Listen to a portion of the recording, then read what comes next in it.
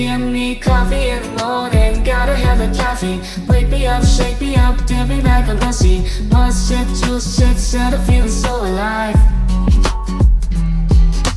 Coffee in the morning, it's the best way to survive.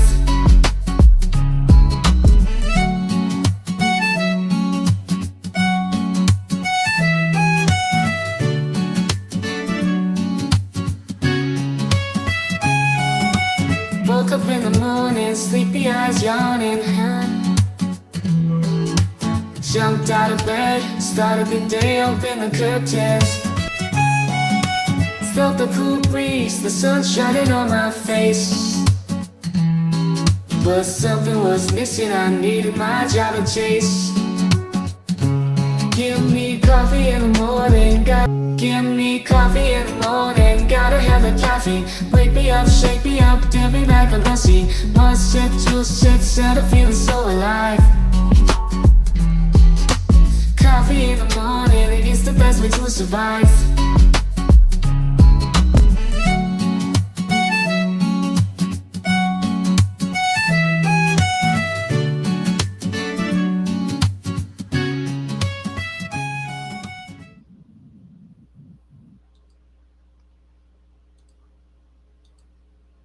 Good morning, friends. It didn't want to pop my picture up. Thank you guys for being ever so patient with me. Had a little mishap right before I hit the live button, and I knew it was going to happen. My kiddo's on his first solo journey to the doctor all by himself, and he went to the wrong doctor. Yeah, and it's like a half-hour drive from one to the other. So I had to call and make sure they could still see him, all that crap. Y'all know how it is. Got it all squared away, though, and he's now on the way to the right place, so I should be good for a while. Welcome in, everybody. Thanks for coming and being patient and waiting for me. Motion to scream, you are so welcome. You guys deserve it. You were sitting there waiting on me. So I was on hold with the doctor's office. So again, appreciate all of your patience. I really do. Just about made a mess in my space here. Okay, stop that. Let me get my shit together here, guys. All right. Like, I feel like saying, what is today? Okay. Let me get my situation going on here. All right. Before we get started back onto our Kohberger documents, how many of you, or if you're interested, I know a lot of you do follow the case. How many of you were able to watch that Hulu special last night on Delphi? Oh, and Butterfly, I just saw your message. I did watch it. I did. I managed to stay awake. I dozed once for like just a couple minutes. I was like, I have to get up and finish this. So it was interesting. I wish we could watch it together. They presented it very fairly for the most part. Of course, they don't do a good full deep dive like we would like to see a lot of mainstream media or these documentaries do, but they actually touched on things in that case that not many other documentaries are willing to go down that road, right? They brought out the Odinism, and they had a couple of interviews on there, and they had Patrick Westphal on there. I was like, well, I literally sat up in my bed. I was laying down with the phone beside me, just listening and chilling. I heard that. I come up. That's the second time that man's got me to get up out of my damn bed. If you know, you know. You didn't finish it. You started. I gotta watch it again, Butterfly. I'm not gonna lie. It was pretty crazy. And they touch on that damn tip. How, it wasn't a tip about Rick Allen, except Rick Allen's own words, right? So if you call that a tip, I call it a lost report stuffed in a shoebox somewhere. I don't call it an actual tip that led you to your killer, allegedly. But anyway, I've got some Delphi stuff coming up in the works. I do have a guest planned to come on and hang out with us and talk Delphi and get caught up about what's going on with the case itself and if we have any information on the appeals process. So we are going to get into that. All right, guys. So I know that a lot of you are still following what's happening over there in the Karen Reed case. Well, actually, it's over, but there's going to be a civil case. And of course, the Proctor guy's in trouble. And he had a hearing, but it was closed. And I think his next hearing, from what I understand, that won't be closed. So we should be able to get some information out of there. And I haven't touched on this yet, guys, but the Rex Heuermann case, I watched a really good, lengthy update the other night. There's not many out there. We don't have any cameras in that damn courtroom and all that mess. So just getting good information on the case, other than having to pay through a paywall to read a certain newspaper stuff. It was a good interview, or a good in-depth look. And Rex Heuermann, they're still doing the Fry hearing process to try to get that DNA in, and they should have a ruling on that, I think within the month. But he's trying to sever the cases over there and try all the different murders all individually and separately, so the juror doesn't get the impression the guy's a serial killer. But he killed all of them, so that kind of makes him a serial killer, allegedly, right? So we have not forgotten about Rex Heuermann's case either. If you guys have been around the channel for a minute, we did that members only live on Rex Heuermann, and we haven't really touched a lot other than this Fry hearing situation. But I would love more information on that because of the types of DNA testing it's talking about. Yeah, I don't like it when we can't see them court proceedings, do we, Butterfly? It's not cool. I'm not down with transcripts and watching 100 people trying to decipher what really happened. Gives me a headache. Gives me anxiety. Okay. There was a new order that came down in the Kohberger docket. Oh, I almost messed us up for real.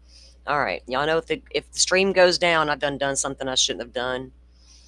I don't know why I'm doing that lately. I act like this is my first time.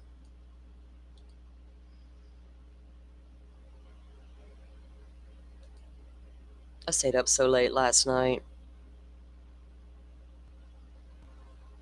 But I tell you, I was sitting there eating popcorn at 1 o'clock this morning because I got hungry. I didn't want to cook any food and none of that mess, so I just got myself a bowl of popcorn. Hey, Sid Joy, welcome in. All right, so this is going to be an order, and it's going to be pertaining to the first set of documents to be unsealed in what I've been calling the Great Unsealing that never happened. Because that day in court, the judge was like, y'all are probably asking for a little too much to be sealed here. We were like, yes, the Great Unsealing. And then we're like, oh no, Dateline, why'd you ruin it for everybody?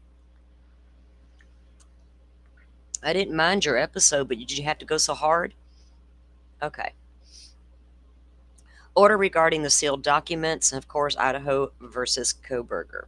Did y'all see my little short video I made a couple days ago? I just could not help myself. It might have been a little too much, but that one's for you, Ethan. You sing it. Sing it, baby boy. Sing it in heaven, and you scream Morgan Wallen's music all you want, and I hope Kohberger hears you in his head in his jail cell late at night. That's what I wish for. Because I just feel like I want to wrap Ethan in love. Okay. As part of the process to review sealed records to determine which should be unsealed, the court will process the review of those documents from newest to oldest. We got to go backwards. The court will require the parties to indicate whether they have an objection to unsealing any specific document and if they believe a document should remain sealed.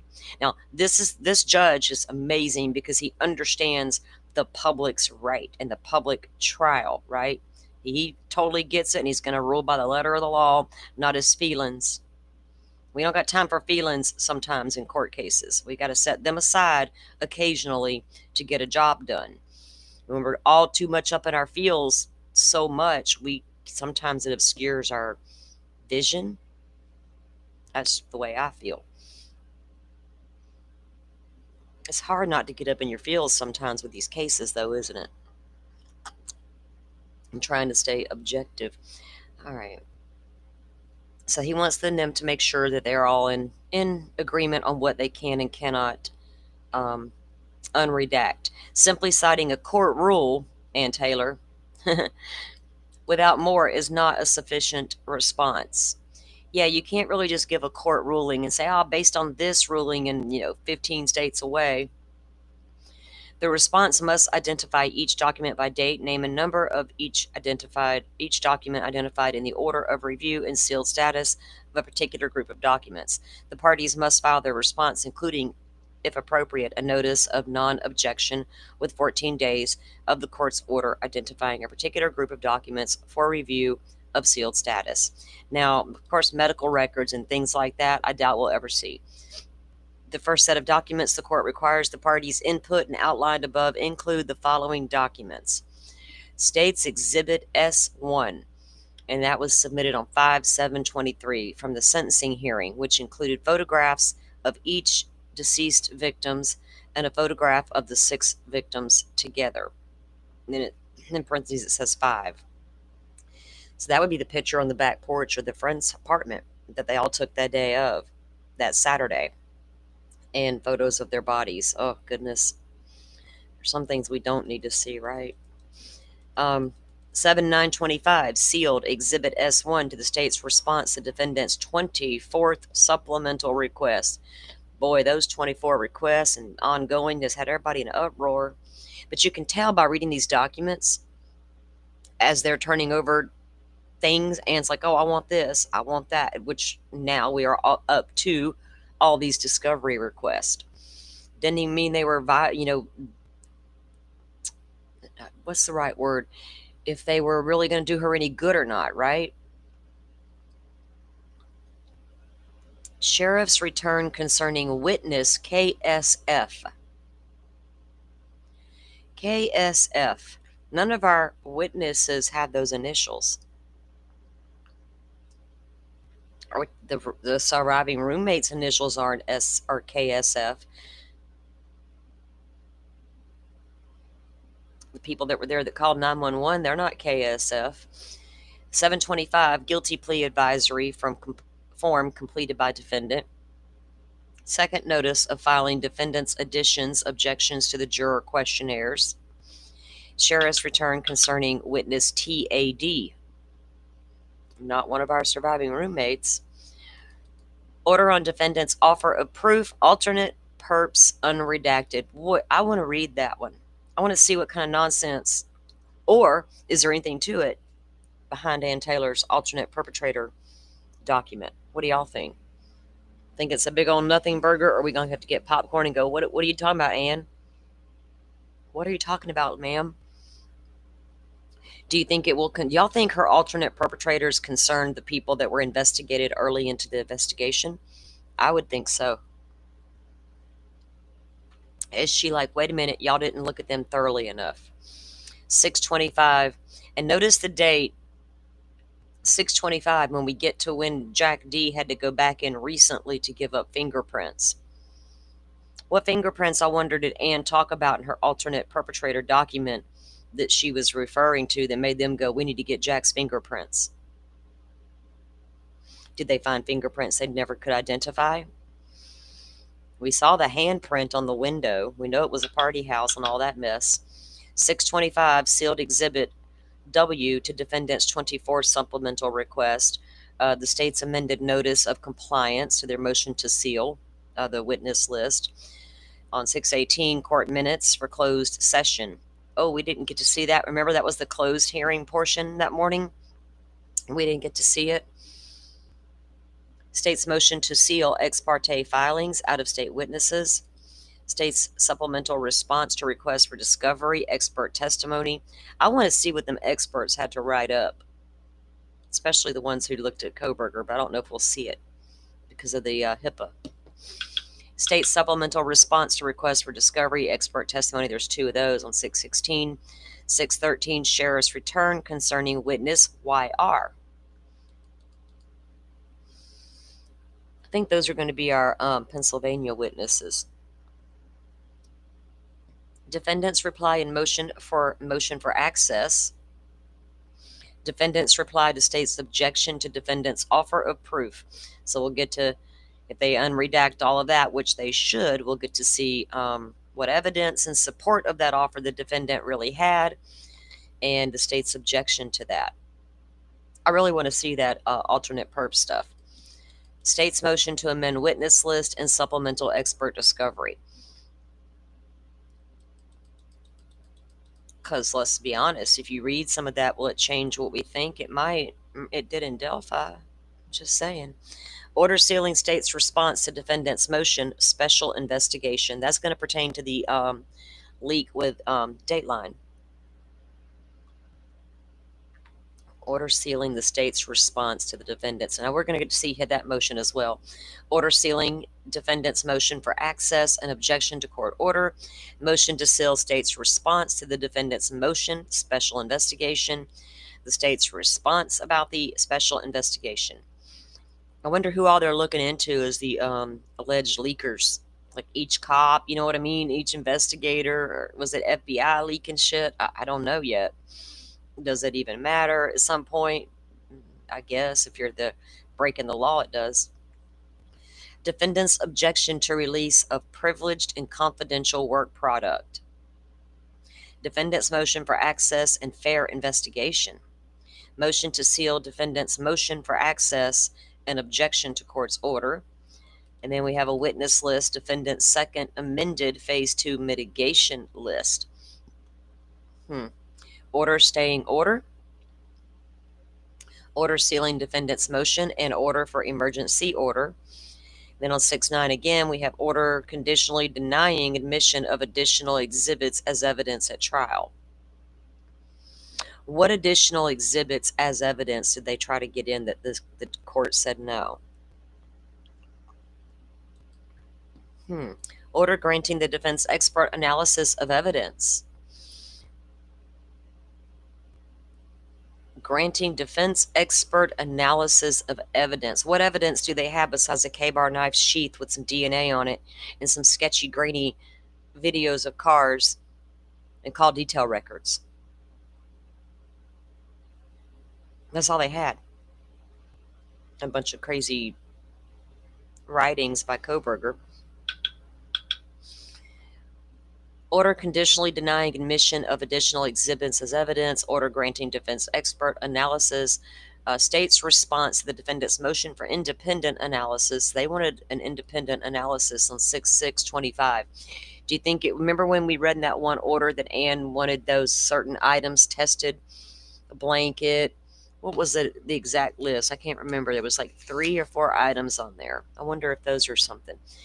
Motion for emergency order. Things that they didn't test that she's like, oh, I think I want that tested. Motion to seal defendant's motion in order for emergency order. Stipulated motion to the admission and additional exhibits as evidence at trial. Motion for independent analysis. State's objection to defendant's offer of proof, alternate perpetrators, and defendant's evidence in support. The judge told her evidence didn't even come close to getting in the alternate perpetrator stuff. So that just makes you wonder, is it just the people that were investigated, right? She's like, wait a minute. Exhibit S1. People's been wanting to look at S1 for a long time. State supplemental response to defendant's request for discovery. And then again, they go on about Exhibit S1 again. And then 6.2, it was Exhibit V to defendant's 23rd supplementary request. So I don't know how long it's going to take them to move through those documents and make their decisions on redactions and all of that good stuff and to actually get it out there to the public.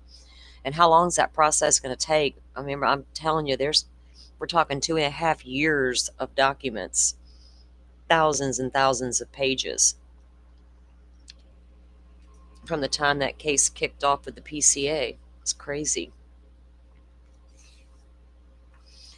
So I think we'll be busy for a long time just looking at damn Kohberger documents. They kind of get boring sometimes. My mind started going this morning. I'm like, I got to get out of the Delphi hole for a minute so I can finish my Kohberger stuff. Maybe I should just rotate my shows every other day so I can keep myself in check. Thanks for coming in, everybody. If you don't mind, hit the like button for us. Y'all know the drill. It helps out everything for YouTube over here. Motion to scream. Welcome to Lead Investigators. Witchy. I love that name. I like that name a lot. Need some Z's. What are you doing, girl? Are you lurking? Truth Seeker. Days. Welcome in, guys. Welcome in. All right, so we're going to get back into our coverage of the Kohberger investigation documents released by the Moscow Police Department. You guys, we do have a playlist running. We're on part 8 today. We're up to document number, hold on, 188. We're not going to look at each individual report, but we will tell what's in them.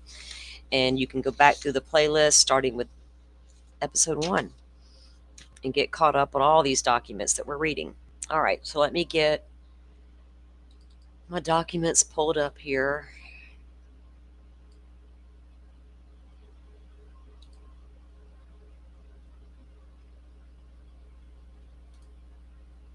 Okay.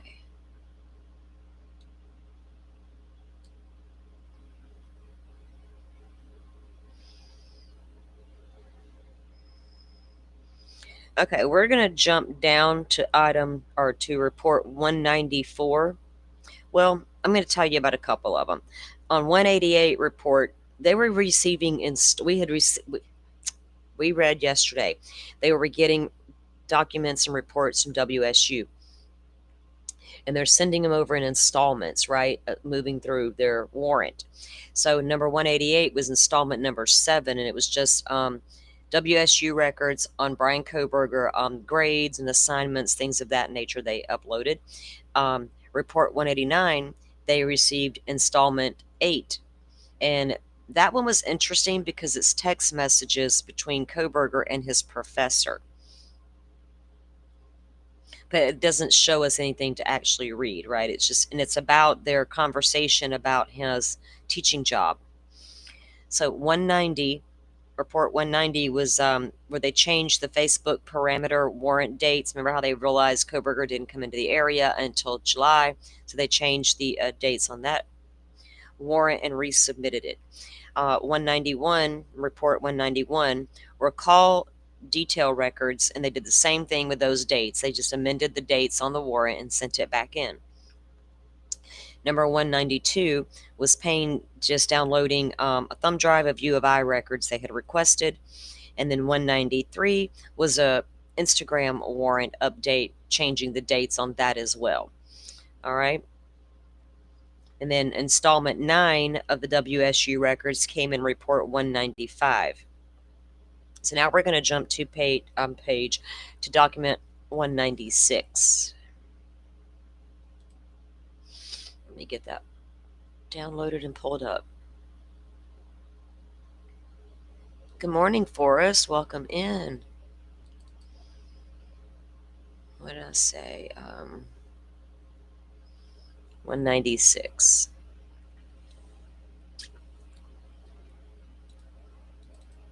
All right. Oh, look, it worked right. It didn't give me a fit first thing. Okay. There we go. Sip of my coffee here. I feel like it's going to be one of them days where I just cannot get enough coffee. I think my son's taking me out to dinner tonight. That's going to be nice, just the two of us. Go eat some food and come back home and crawl in my bed and go to sleep. Okay, so here we go with this one.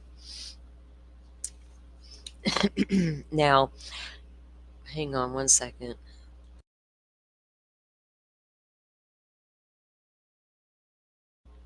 Okay.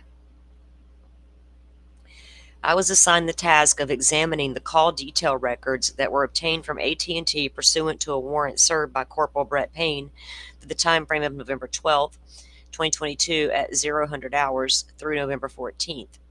So they're looking for the 24 hours there on Kohberger's AT&T phone.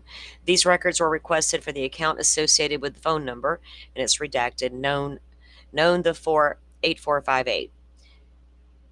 We figured out 2 years ago that was Kohberger's phone number in the warrants. The phone showed the subscriber as Brian Kohberger. I was specifically requested to examine the records showing connectivity to cell towers between the hours of 2 and 6 PST. At this time frame surrounding the homicides at 1122 King Road.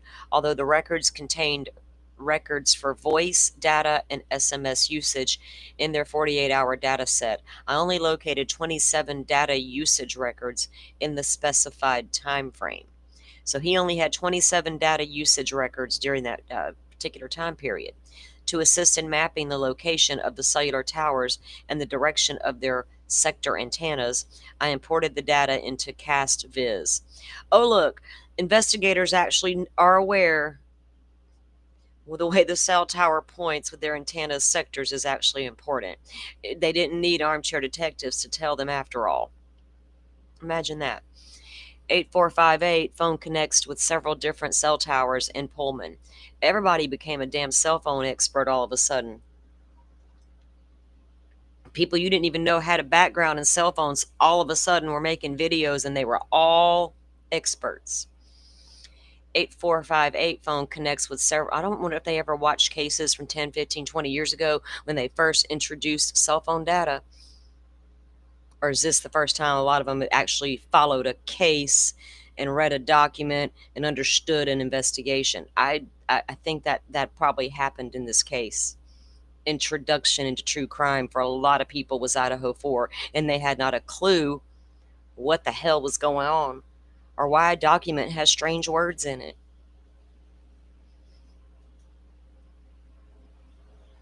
Cops don't know how cell phone towers work. 0242 hours, the phone connects to a tower near Northeast Sky Drive on the Washington University campus. At 2:47, the phone connected to a tower on Observation Drive on the Washington State University campus.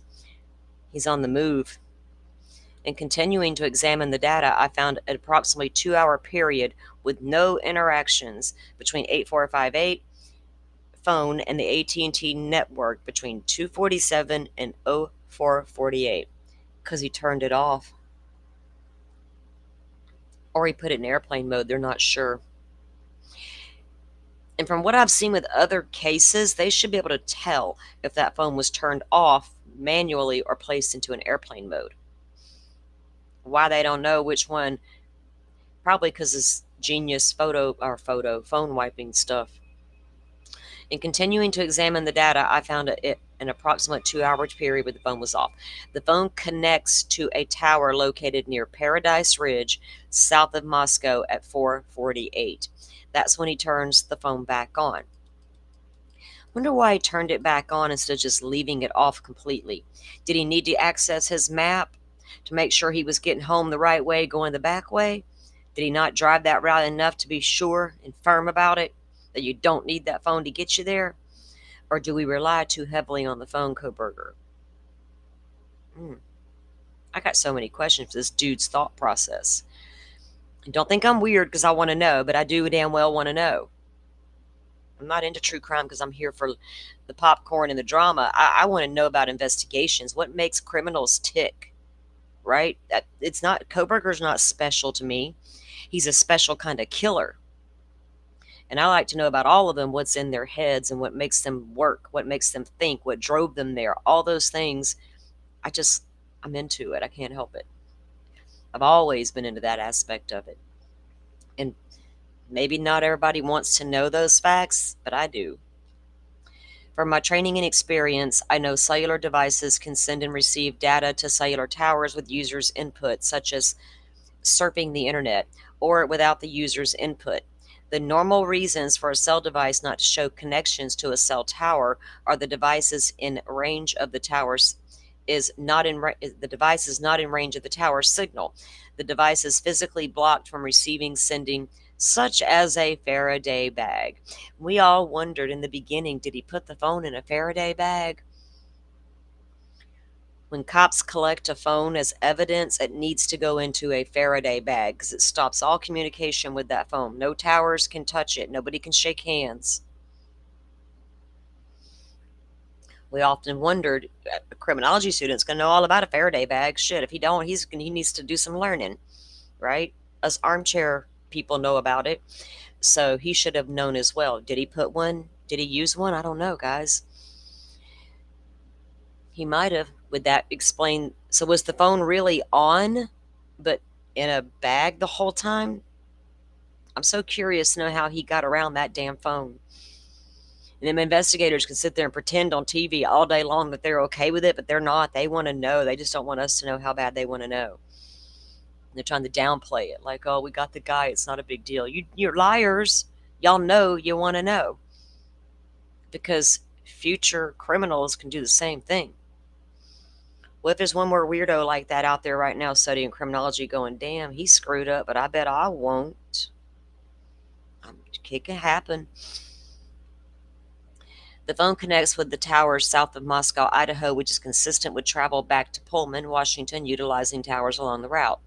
From my training and experience, I know cellular devices can send and receive data to cellular towers with the user's input. Okay, I'm physically blocked. The device is in airplane mode or the device is powered off. See, I don't know which one he did. I contacted AT&T Global Legal Demand Center and confirmed devices on the AT&T network. You know what I'd like to do? Let's get Ray up here and what's his name? Garrett Discovery Guy. Data Dudes, like I like to call y'all. Y'all both want to come on and have a talk with me about how this all works? Actually, Nick Balance, are you interested? I'm pretty sure you're not because you're FBI, but hey, I'd love it. I'd freaking love it. Hell, I'll take Ray. Come talk to me, man. You like to talk. You got a show.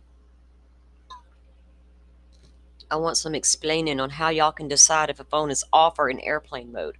How come that whole part wasn't talked about with the expert, right? He just wanted to talk about 7 minutes weirdness going on. Like, tell us the stuff that matters, not the weirdness that you're going to try to make matter. So then after that particular, and that's cool, interesting, because they do have the locations listed, right, where his phone was pinging. So then they know it's offline for those 2 hours. What was it doing during that time frame? Where was it exactly? Well, if we believe grainy car footage, it was over there circling his prey the whole time. All right, so then installment 195 was more of WSU records. Oh, wait, I'm past that one. We just did. Now, down to 197. This one I found interesting because I'm wondering what it's going to show. And I'll tell you why. Let me pull this one up.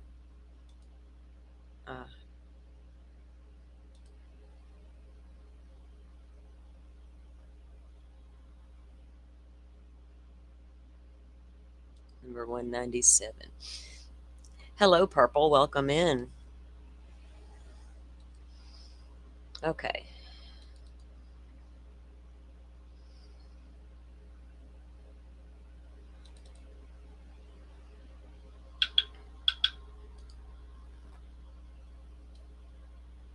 I think it was Pretty Lies and Alibis. She posted that she actually got in touch with Moscow, Pullman PD, and she inquired about getting all of the records.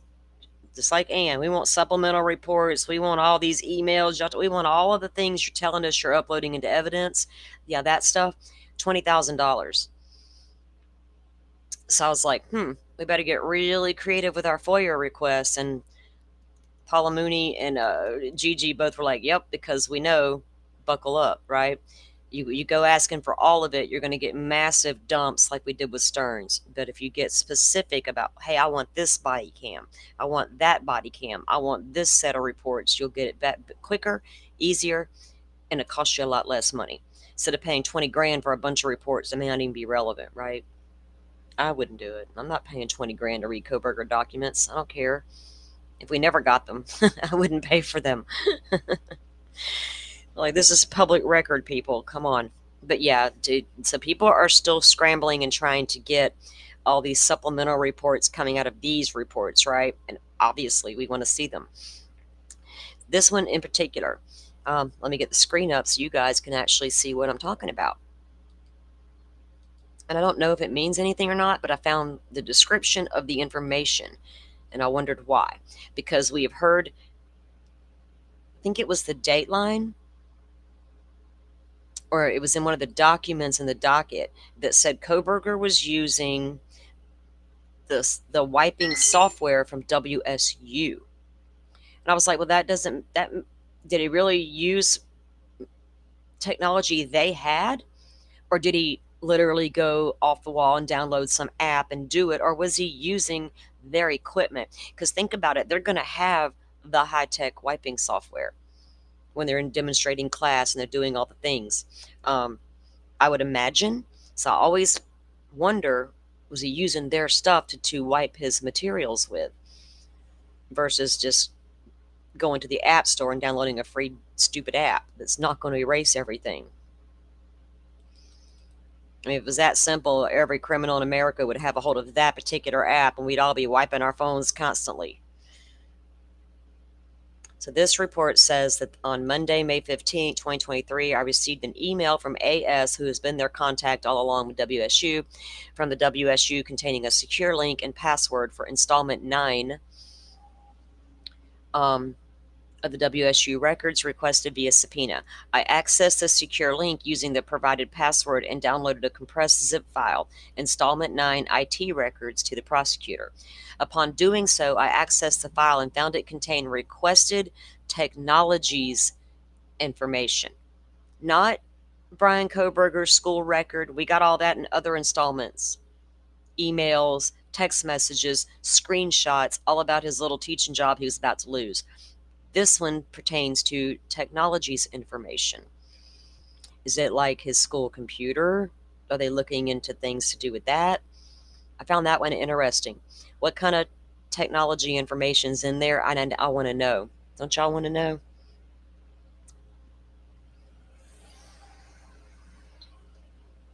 And if he did use something at WSU, how will they implement security measures in the future to make sure it doesn't happen again if it did happen on their watch, right?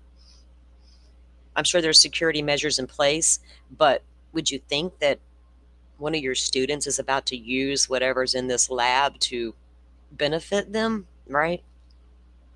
You can't put nothing past this Kohberger guy. I'm just saying. You just can't. Because he almost did everything perfectly.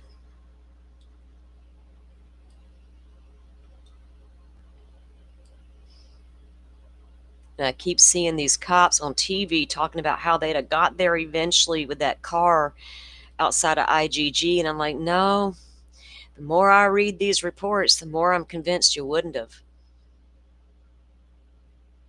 You can sit there and make it look pretty and sweet all you want and say, we had gotten there eventually. 5 years from now? Or what are we talking? No one knew where this car was. Well, they did, but didn't think it was the car. All right, I'm pulling the document up, guys. And now we are up to document 198, and we're about to be done with this little packet. And these are just about the installments of the WSU stuff, but I just wanted to show you guys what they were looking for and what they received from them. And if we're ever going to get a look at some of this evidence. So this one says, on May 15th, I received an email from AS from WSU containing the secure links and the passwords, again, for installment 10, the records request. Upon reviewing the compressed file, it contained several subfolders containing documents from one of Kohberger's courses, teaching assistant documents, text messages, and email chains. Now,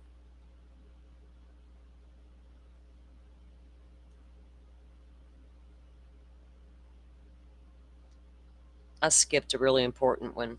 Okay, so that, I wonder what all these emails and stuff said. There's going to be one in the installment where it's about the meetings they had for Kohberger about I think it was, what was it, August 19th was the date on it. And that's when he was already having issues at the college. He got there in July. By mid-August, he's already having meetings with the school about his treatment of the females in the class. That's pretty quick, right? That was well, I didn't read it to you guys, but that was installment 8, actually. When it come through, that's the convo with the text messages with his professor, and it was regarding the August 19th meeting they had set up. But of course, we can't see anything in the message thread. They don't show that part. But I think, we knew that he had started having issues not long after he got there. Was he just so got to be right at all costs? That's just was the way he was, I don't. Things escalated pretty quickly. And everybody wondered, was that a triggering mechanism to what happened? Was he being triggered by these things going on at WSU?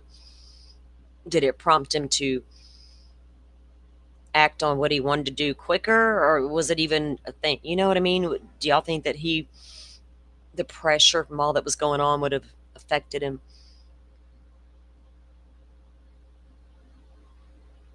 Right, Joy? She's baffled on his diligence on scrubbing electronics and turn around and make other careless mistakes. But the only mistake I feel like he made was the sheath. Because I think he absolutely knew and understood, as long as you don't got my license plate on a reader, you got a white car. You don't have me in the car. You got a white car that looks like mine. Does that prove anything? No. Right? The phone stuff, sketchy as it may be, didn't prove anything except him being near the home. And when he knew those things were going to happen, because I got to drive my car. Everybody's like, why didn't he rent a car? Well, you ever heard of a paper trail? Who's going to rent a car to go commit murder and use their debit card? You can't walk into them places and hand cash over. They're going to look at you like you're an idiot and say, get out of my store. So I didn't understand when people didn't understand why he didn't rent a car to start with. And then what are you going to do? Borrow your friend's car? Hey, can I borrow your car? Don't hold it against me later when the cops come knocking. Yeah. So he knew he had to take his phone, or I don't know what his thought process on the phone really was yet. And he knew he had to drive his own car. But did those things alone prove anything? But I was driving to Moscow to go shopping, right? And then the only other thing they got besides that evidence is some DNA on a sheet that he accidentally left when things got real sideways real quick. Guys, y'all realize he did carry it out, right? He literally left a sheath in the heat of the moment. Period. End of story. If that sheath hadn't been there with DNA on it, I honestly don't think they'd have the guy today. I could be dead ass wrong about that, but I don't think they'd have him. I think he might have screwed up eventually because he was going to, especially if he went back to WSU, and maybe somebody at WSU would have become suspicious enough to say, hey, we have this guy over here, right? And this is what's going on with him. We don't know if it means anything, but y'all maybe should check into him. Maybe.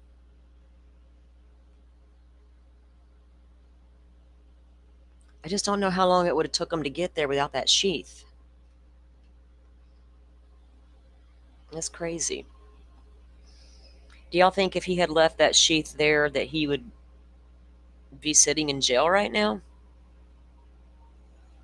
Well, Jeff, that's Jodi Arias. Come on now. That's a whole different situation. That's not a career type criminal in my mind. That's just a crazy lady running amok.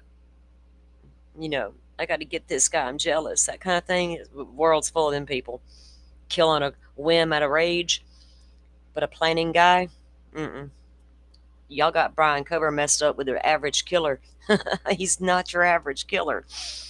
Jodi was your average whore.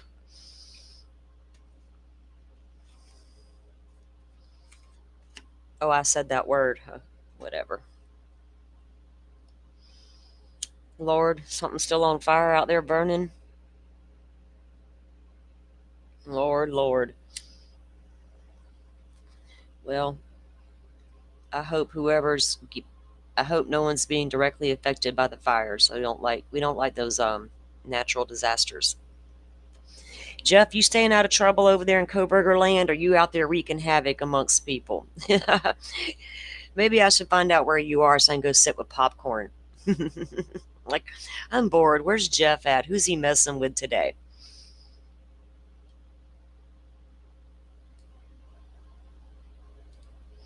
All right, let me, here we go. This one I accidentally skipped over. We got to go back to that one. We just have to.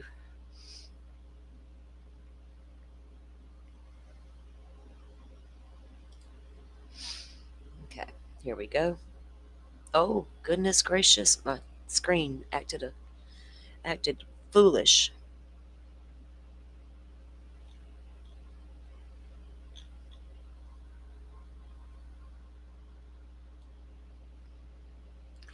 Ah, sorry guys, I pulled up the wrong one. Oh, this is one we need right here.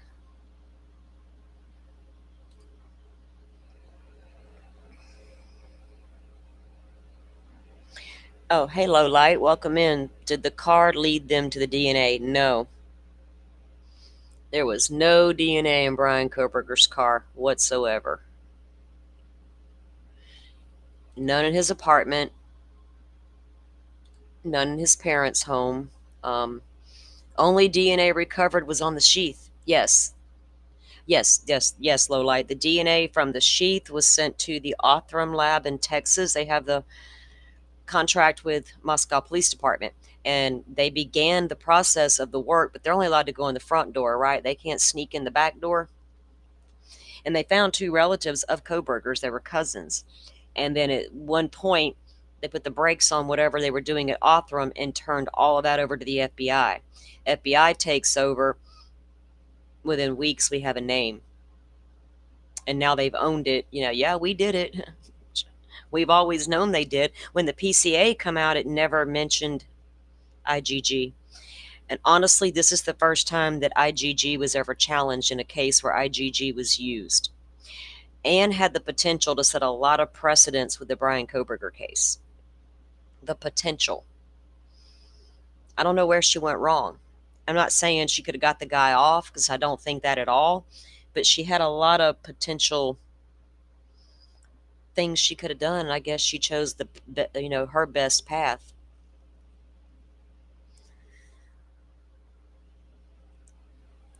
And she did try. I mean, she did try to keep the IGG out, but the judge found that it was fine for the FBI to go in the back door. And, if they're catching murderers, do we care? I kind of do and kind of don't. I don't like those broad search warrants. Y'all know that, how I feel about those. Is IGG another one of those type tools? I feel it's a little bit different. But you still have to back all that up with real evidence. You can't go in there and say, oh, you know what? This IGG DNA family tree says that's your guy. And we're all going to go, okay, yeah, it's solved. You can't go into court like that. So they had to have other things. And all they had was that damn sheath. I'll die on that hill. All they had was the sheath. And it was a complete accident. It wasn't a calling card. It wasn't a here I am, come catch me, I can't stop situation. God, I've heard that floated around. He left it on purpose so he knew he could be stopped. Well, if it was that simple, he wouldn't have went through all this 2.5 years that I'm innocent and going to beat this and get exonerated. It's bullshit. People's thought processes sometimes is amazing to me. Lowlight, did you finish that whole documentary last night? My God, I was in there with you guys watching. I wasn't chatting it up, but I was sure listening to every word of it. Okay, so on December 29th, let me get this a little bigger so my blind self can read it.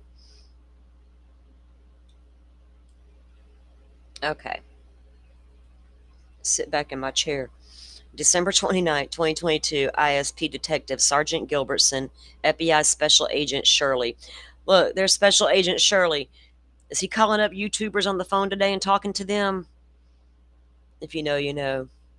He didn't really, but she sure pretended and gave it a good hard try, and people believed it. I'm like, are people in this chat honestly believing that this YouTuber is talking to Agent Shirley on the phone? Okay, whatever. You do you, people. There's doctors available.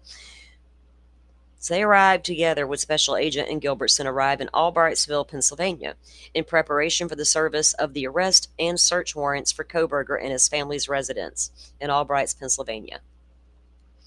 After several coordinated meetings, Detective Gilbertson S.A. Shirley and I drove to the Pennsylvania State Police Barracks at Strasburg, Pennsylvania, to await the arrival of Kohberger after his arrest and to interview him upon his arrival.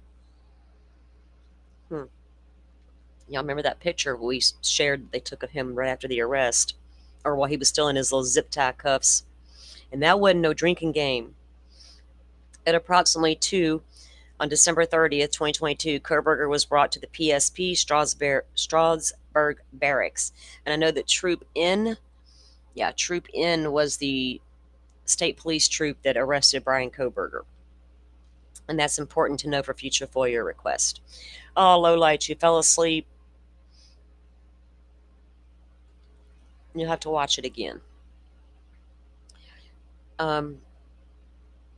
At approximately, so they arrived at the barracks. The interview was recorded on the built-in video system at the barracks.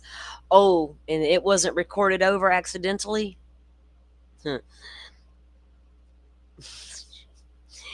As well as Detective Gilbertson's pocket recorder. Well, damn, Delphi, you could have had a pocket recorder the whole time and your fancy little recording over machine situation wouldn't have happened.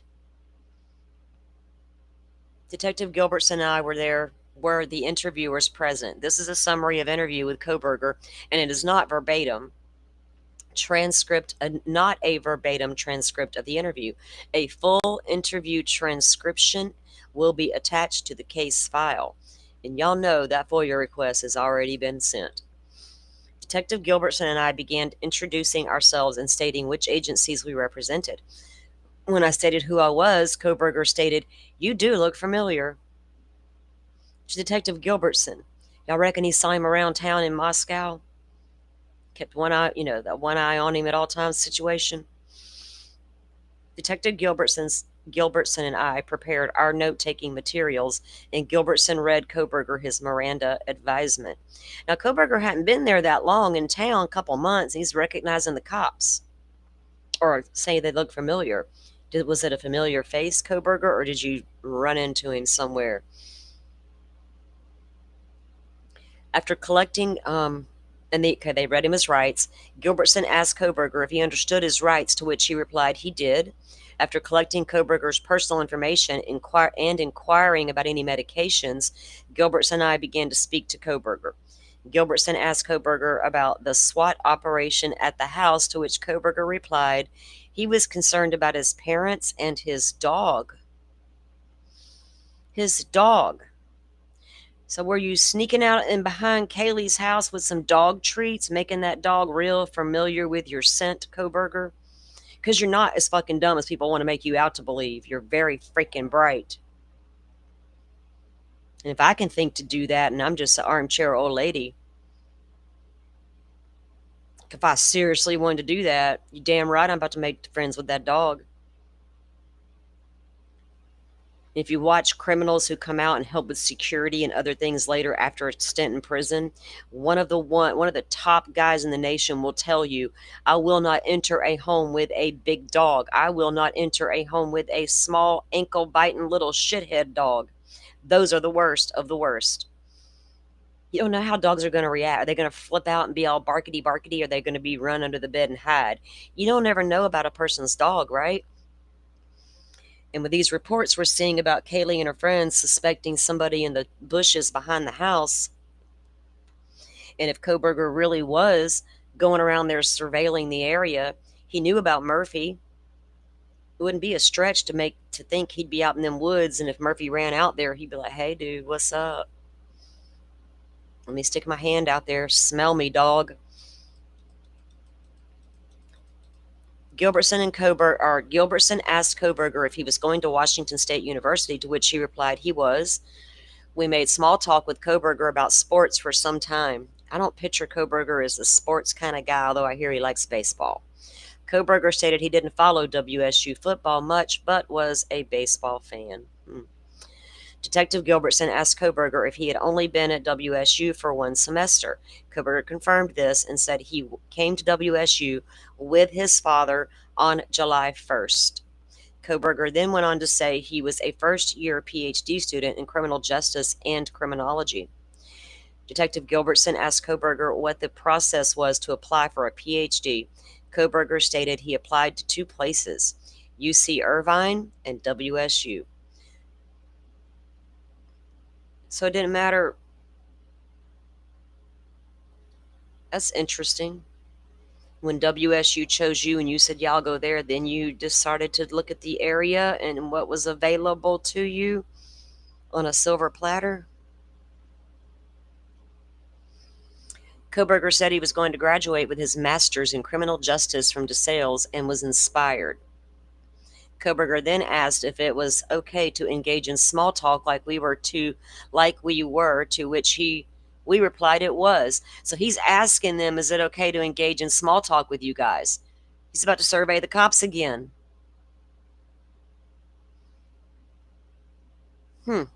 After briefly mentioning he was strengthened by the fact his mother and father were okay, Kohberger said he applied to the two aforementioned schools because they did not require the GRE exam. Kohberger then spoke about the GRE for a brief time and then said he was accepted by WSU. You know, them COVID days when all these kiddos were learning at home and Kohberger was attending to sales from home and nobody could get a face-to-face contact with him or get to know him, and they're all like, you look amazing on paper. And damn, he did look good on paper. But what would have happened if you had actually met him in person? Ms. Ramsland, would those red flags have went off then? Ooh, she would have gone went, oh, I could just imagine. What if you're her and a red flag did go off? What would you do? I'm side-eyeing you, mister. Okay. Gilbertson then asked Kohberger what led him down the road of becoming a professor. Kohberger stated it was because he loved being in college and stated knowledge was far more important to him than money. So he wanted to teach people how to be good. Kohberger added WSU had a good program to study under and then said, you guys know all about this more than likely. Kohberger then asked questions about University of Idaho and other universities before stating he didn't know much about Idaho or Washington and had not left the tri-state area much. Did you take a trip over to the Lolo Mountains, sir? You know, right across the Idaho line, just into Montana? Maybe? I'm just curious. Kohberger then returned to speaking about his focus on learning and how he thought he could obtain his doctorate degree. Kohberger then said he recently returned home to see his family. Yeah, after the crimes, going home for Thanksgiving. Gilbertson, sorry, a loud truck went by. Okay, it's gone. Gilbertson, it's perks of living in the country. I don't get sirens and craziness, but I'll get them loud trucks every now and then. They got to get the logs down the highway somehow. Gilbertson then asked Kohberger about his time at DeSales University. I guess that was his buddy going by after him. Kohberger spoke for some time about it, and my window's open. That's why it was louder, guys. First, I know I'm a weirdo in Florida with the window open, but I will freeze to death in the summer. Gilbertson then asked Kohberger about his time at DeSales University. Kohberger spoke for some time about his time at Northampton and at DeSales. Well, Northampton's where he got his psychology degree. Then he went on to DeSales from there and then to WSU. Kohberger then spoke about how he became interested in criminal justice and stated he thought about being a police officer but did not want to make that commitment unless he was absolutely sure. What I would like to know why he didn't consider being a cop. Was he scared he might get hurt? He could do intellectually, it would have been better for him in a professor type job than to be a beat cop or an investigator, right? Because this dude wants to spread the knowledge and make everybody know he's the smarter guy.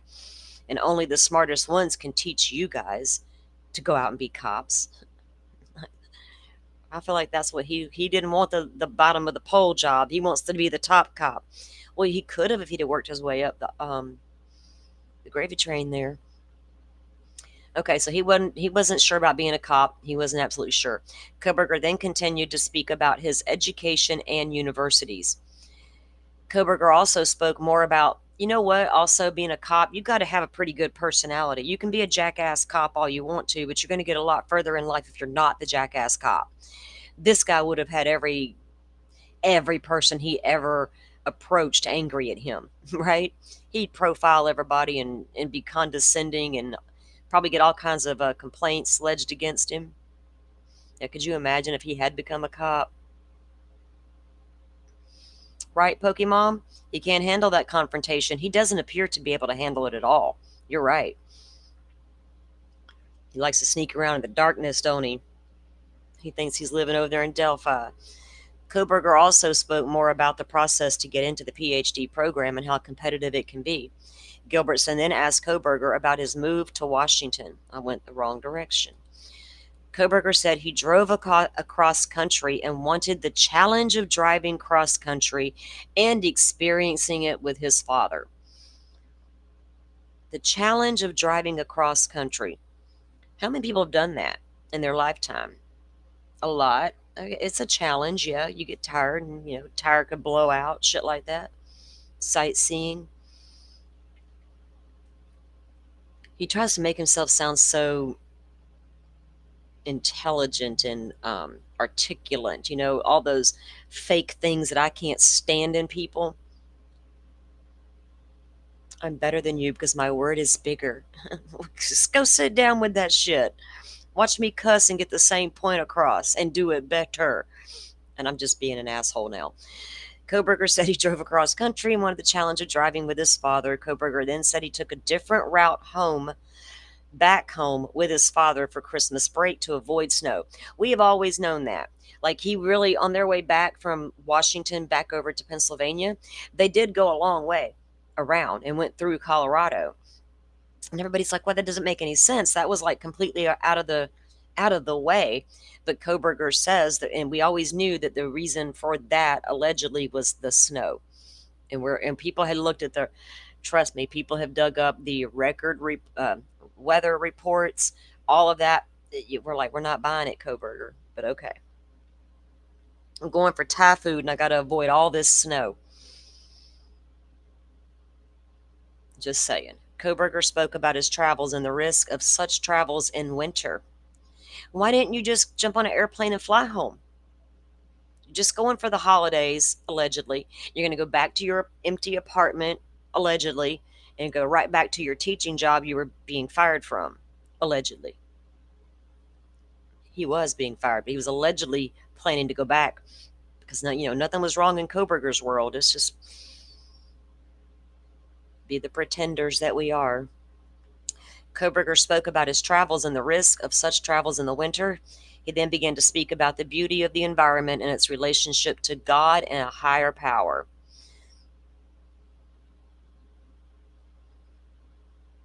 I'm thinking,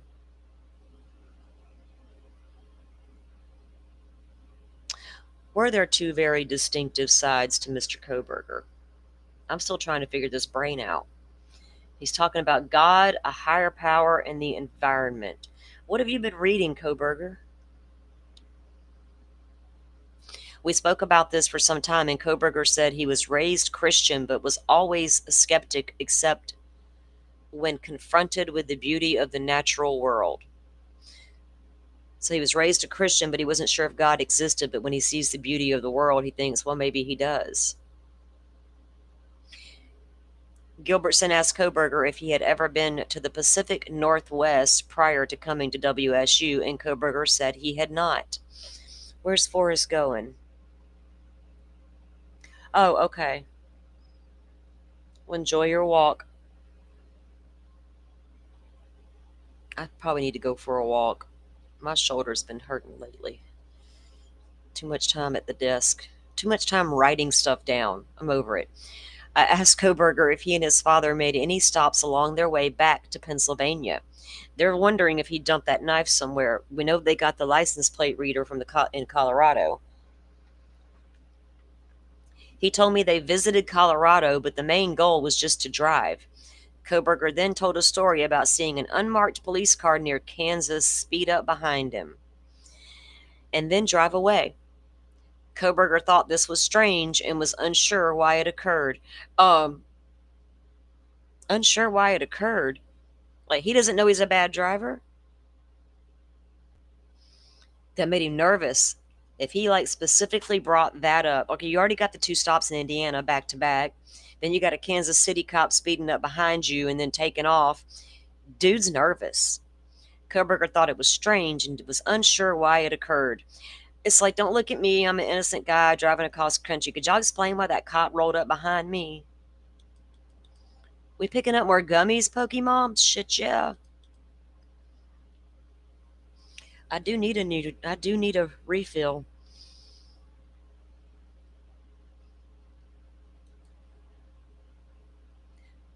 Gilbertson then asked Kohberger about the job he mentioned. Oh wait, I skipped a piece. Okay, I asked So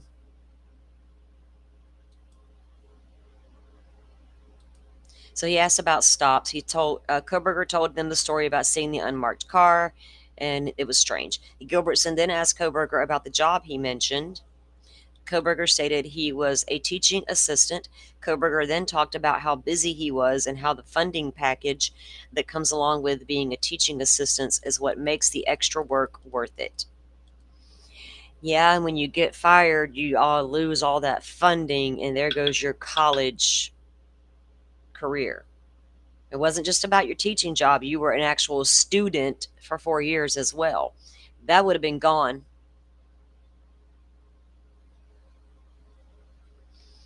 A patch? What are we talking about? What kind of patch, Pokemon? You need to send me one of those patches. Seems intentional talk about the religion the way he did. He's trying to paint a picture. Yeah, partly, Jeff. He might be trying to paint a picture, but Kohberger's a different breed of people.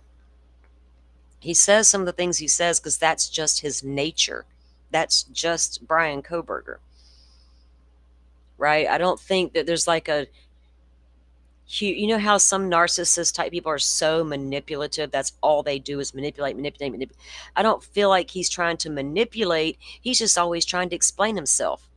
And does he go too far? Does he offer too much information, right? I don't know. I'm still evaluating. I could be dead wrong because y'all know I'm not no expert. I'm just like y'all. I don't know, Jeff. It could be intentional. You can't rule that out, right? Is he trying to throw him off? I'm a nice guy. I think about the environment and the nature and God and a higher power and so in tune with myself. Chakras are all aligned. Nothing going on in my head. But demons. And if you read certain things, you might learn how to get the demons out of your head, right, Kohberger, by sitting in nature and touching earth? Were you looking into some of that as well? As a way to help balance all those emotions you were feeling? I get you, dude, a little bit. Kohberger then discussed ongoing projects with WSU PD and Pullman Police Department. Now, I've heard a lot of chatter about that. People are like, oh, look, he was employed. Was he? Or was the college doing projects? Kohberger wasn't the only student in that college. He wasn't the only major of these studies, right? They were all in there doing the same thing. So they discuss ongoing projects with WSU PD and the Pullman Police Department. And I'm pretty sure those are going to be projects done through the college and not that Kohberger was hired and working for them. Hell, we heard the chief say he did not work for us. Kohberger spoke more about how being a TA is essentially assisting the professors and the department. Kohberger stated he did not get to assist with teaching with the exception of assisting with office hours. Well, if he's not getting a chance to teach and assist with teaching, and he's mainly doing office hours, Then who got a bad vibe from him and said he's grading my papers shitty and he's talking down to me? Detective Gilbertson asked Kohberger if he would be a TA again next semester, and he replied he would. Oh, what about that August meeting y'all had that might have said otherwise? He's a liar, Jeff. We know that. Kohberger then stated he understood he was engaging in small talk, but would appreciate it if we would explain to him what he was doing here. Gilbertson asked Kohberger, I would be like, skip the small talk because I'm not into that know-how. What the hell am I doing here? You don't go, can we small talk? To, okay, now will you tell me why I'm here? No, no, no, no, no. Dude knew why he was there the whole time. Oh, wow. That's insane. I wonder if he's thinking in his head right now, how am I going to hope they don't got that sheath. How am I going to beat it if they do got that sheath? Shit. I got some. You know he was thinking about that angle from the minute he realized that sheath was no longer in his possession. Kohberger's brain went into overtime. How am I going to beat that DNA? You can only go so far with touch transfer cereal box situation.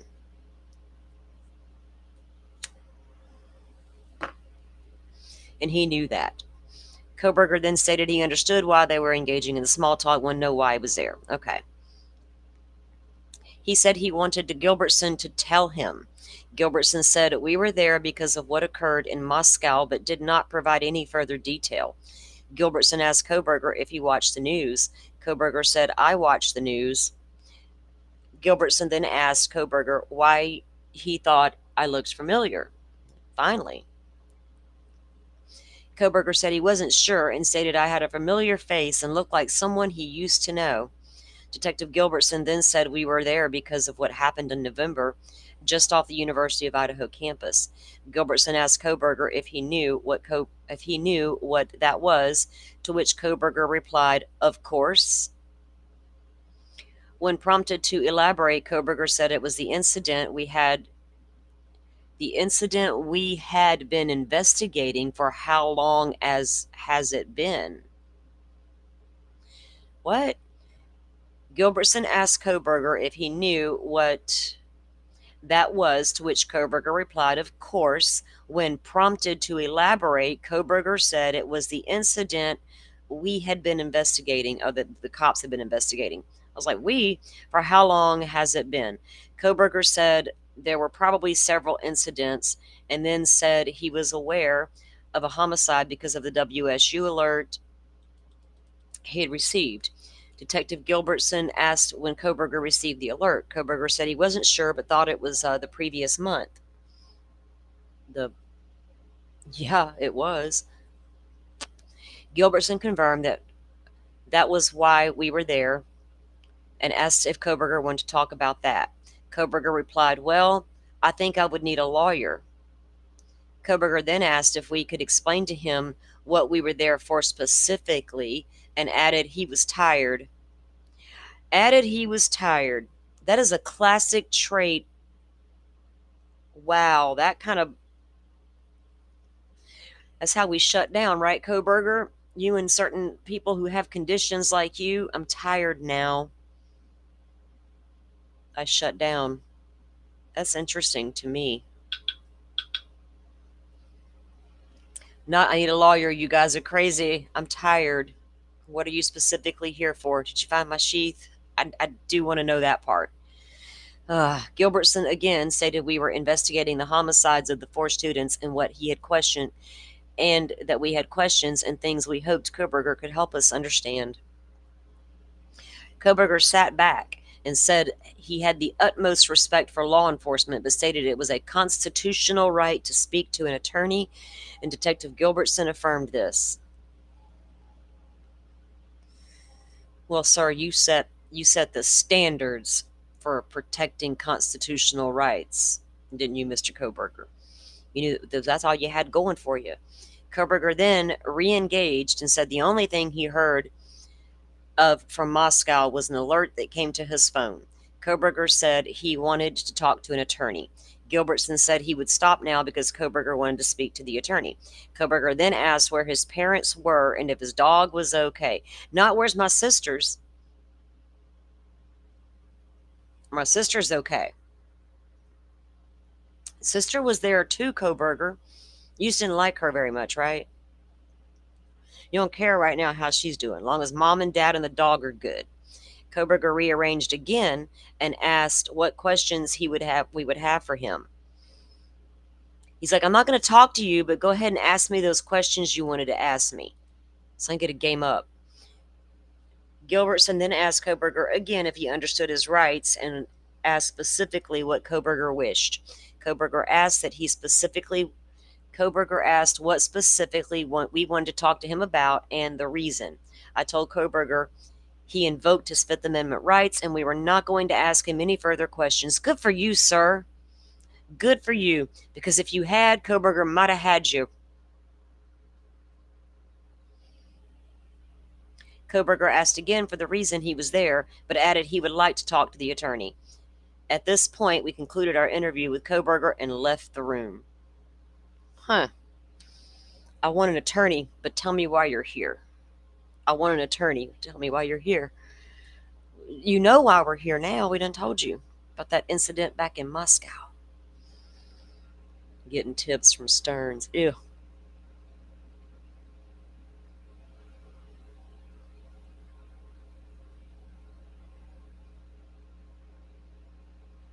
Yeah, uncreative small talk, Jeff. The usual babble that comes along with small talk. That's interesting. I want to see the video of it to see how his just the way he was acting. I'm not trying to study his body language. His language is specific to him, right? Y'all know how I feel about them peoples, but I still want to watch it. I observe people, but not their movements and their scratches and their rubs and their touchings of things. That's not what I'm looking at. I'm looking at the actual individual behind the eyes. That physical body is whatever.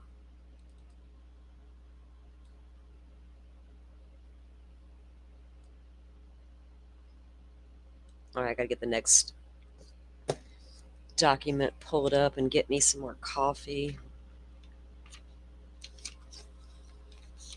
Okay.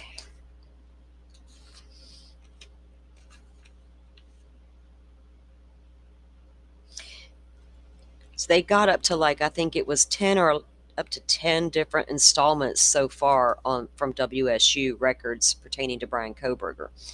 And then document 199 or report 199 was about the link or Google linked accounts from Brian Kohberger, an alternate email they had on Brian Kohberger. They were so they re-amended the Google warrant and sent it back in to pertain that information.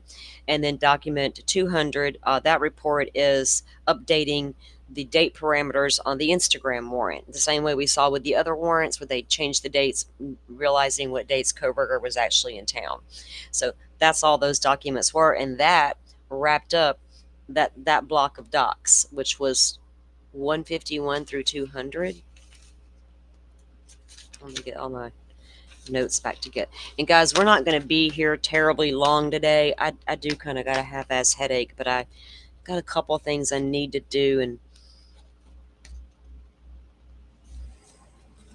get those things done this afternoon. Okay, let me pull up the next set here. He was trying to slip them up. You know, some people think they can just talk their way out of everything, right? We see Lori do it over there all the time, over there in Lori land. And sometimes it works for people, right? They can literally talk their way out of stuff. And we're all scratching our heads going, how does... Some people just got it made. They can skate right through life and be a shitty individual and just somehow make it, right? And we're like, what in the world? We're over here being like good people, and the hard knocks still keep coming and different things happening, whatever. Consequences to pay for our actions and all that. But those people over there seem to be like, no, those rules don't apply to us. We can just talk our way right out of everything. Maybe he thought that he could, and Well, I don't see how people think they could talk their way out of a crime when there's evidence against them, but you do you, boo. You know they're going to. Especially those super narcissistic people. They're not going to give in and say, oh my God, you got me. I'm overwhelmed and I did it. You got those that, yeah, well, I did it, but I'm never going to cop to it, right? Because that's just, no, that's not the way a narcissistic brain works. I don't know if Kohberger's really narcissistic. I'm not applying narcissism to Kohberger yet. I can't get there with that. Not in the real terms of a narcissist. I think that term is used way too loosely in our society anymore, and everybody we know is a damn narcissist now. Everybody's a true empath. No, you're not. Everybody cares about people if you have a half of emotions, but that doesn't make you a true empath. You have to understand what that is first.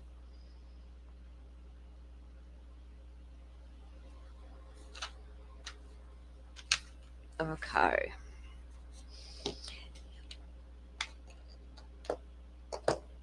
I do want to wrap some of this up. My brain is lit. Part of my brain, guys, is in Delphi, and I cannot help it. It's stuck there right now, and I can't get it. I got to do this show, I think, and just get it out of my system because it's driving me crazy.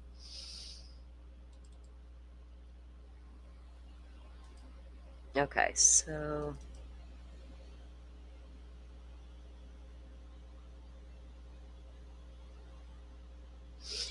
report number 201 is just them doing the same thing with the TikTok warrant for Brian Kohberger. They updated the dates on the parameter there for that search warrant, and then they resubmitted it. This one is, let me see if it's on here. I don't know why I wrote that there if that's not the case. Okay.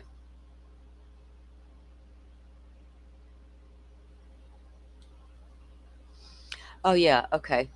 Remember yesterday, guys, when we read the report about the painter who was in Kohberger's apartment after he was evicted or whatever, and he was painting the apartment, getting ready to re-rent, and he saw the knife in the gutter? This is that document about that knife. All right, so this is written by Brett Payne, a document or record number 202. Tuesday, May 24, 2023, I reached out to JS of Pullman Police Department for photos of a knife recovered by PPD after AL reported seeing it. Remember, he said he saw it in the gutter there and they went and retrieved it when he called the cops. I received an email from the public records officer KS with a secure download link. I accessed the link and downloaded the zip file of the photos that were taken. And I guess once they evaluated those photos and saw the knife, they're like, this doesn't even match our wounds. It's not anywhere near what we're looking for, right? So that's what that was. They submitted a photo of that particular knife into the evidence file. Now, as I was telling you guys yesterday, Pullman, Washington put out a website with all their documents as well. And they were pretty uneventful except for the Operation Turtle, what was it, Shell or whatever it was called, to go arrest Kohberger. To transport him back from Pennsylvania. Now,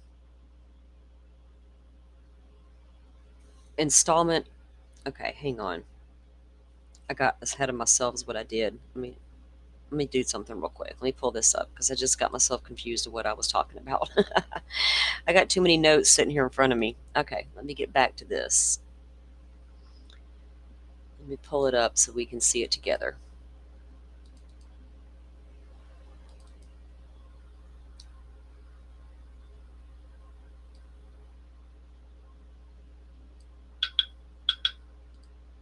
Oh no.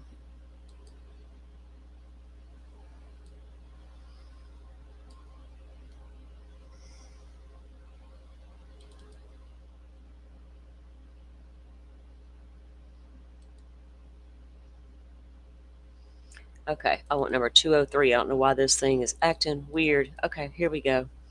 Look, it's been flowing pretty good. Okay. Seriously? Wow. No, I don't want to leave.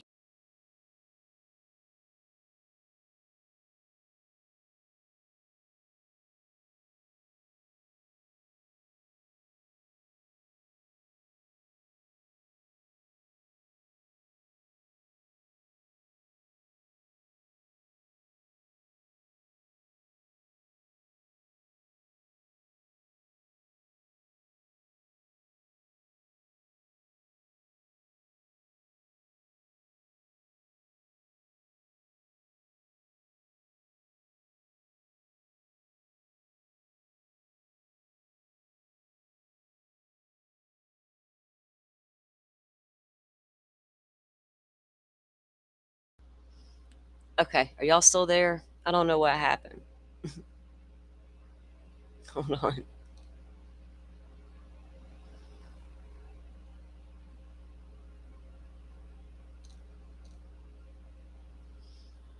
All right, can you guys hear me now? Can you even see me? Uh,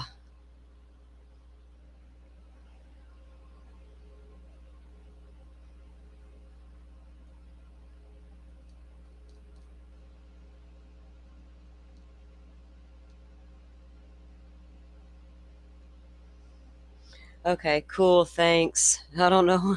I told y'all this thing's not wanting to act right today. It was doing okay, and it's like, no, I'm gonna mess with you for a moment.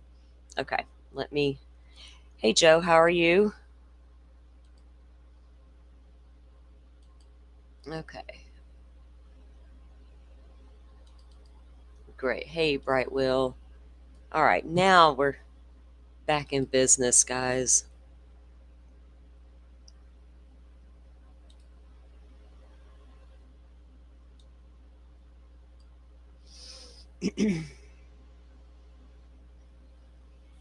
Okay, so we're up to document or report number 203.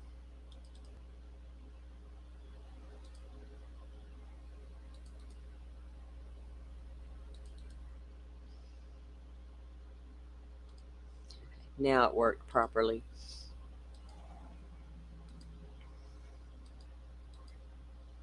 Okay, let me go and grab a drink, guys. I'll be right back. I need a water.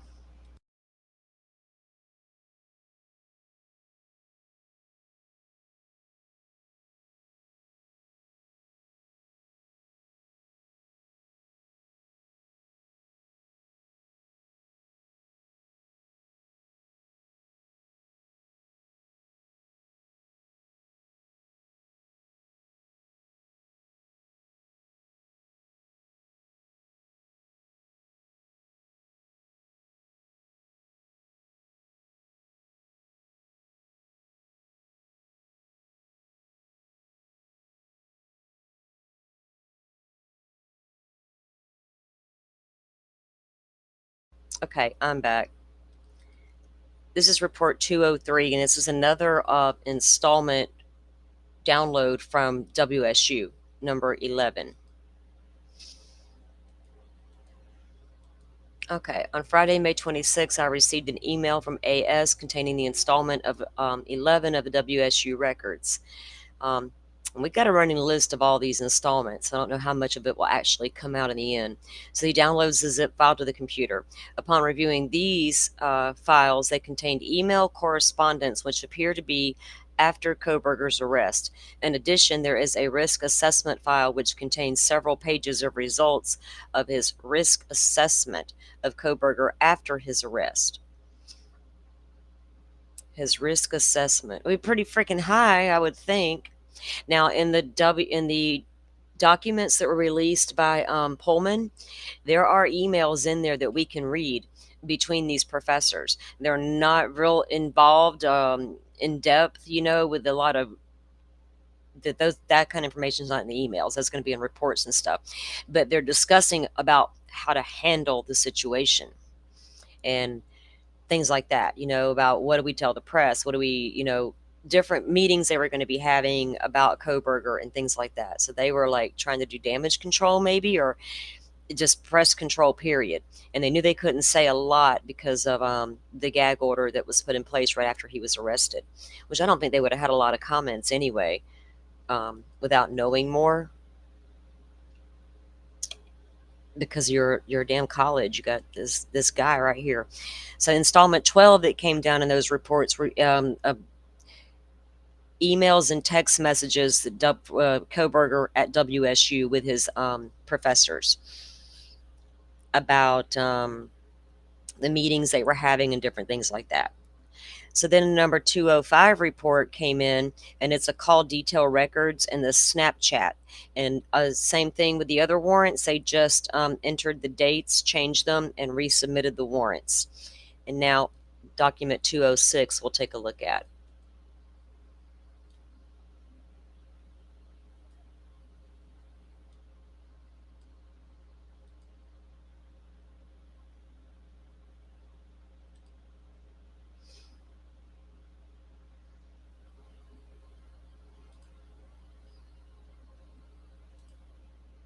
Okay.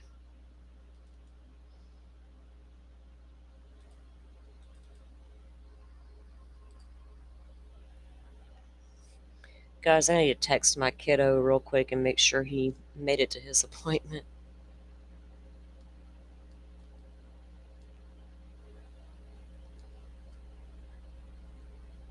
Okay, done. All right, let me pull the screen up here.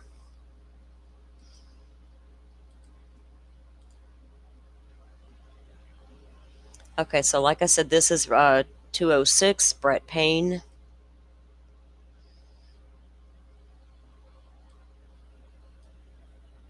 And it's about photos added to the case electronically.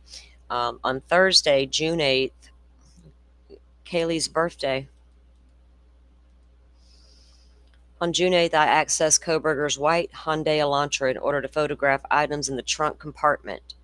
The items were identified as being ordered via Amazon by the same account Kohberger used to purchase the K-bar knife with sheath. I was able to identify 3 items from the trunk. So he bought these items they're about to talk about via Amazon on the same account that he purchased his K-bar on. I was able to identify 3 items from the trunk, which now the significance of that, Kohberger ordered it and not mommy, daddy, or sister. Right? I was able to identify 3 items from the trunk compartment, which I could positively identify as the same items ordered from Amazon per the return obtained via subpoena in this case. The first item was a bottle of supplements named Amidine Vitamin D3 K2 Vegan. And also, when you had that autoimmune disease, you need that vitamin D, right, Kohberger? On the Amazon return. The bottle was in the trunk compartment and was contained in a small plastic bag. The bottle's label read Amended Vegan D3K2 Dietary Supplements.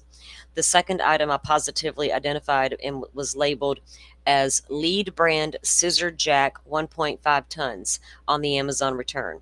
I found a 1.5 ton scissor jack in the trunk compartment but did not have any brand markings.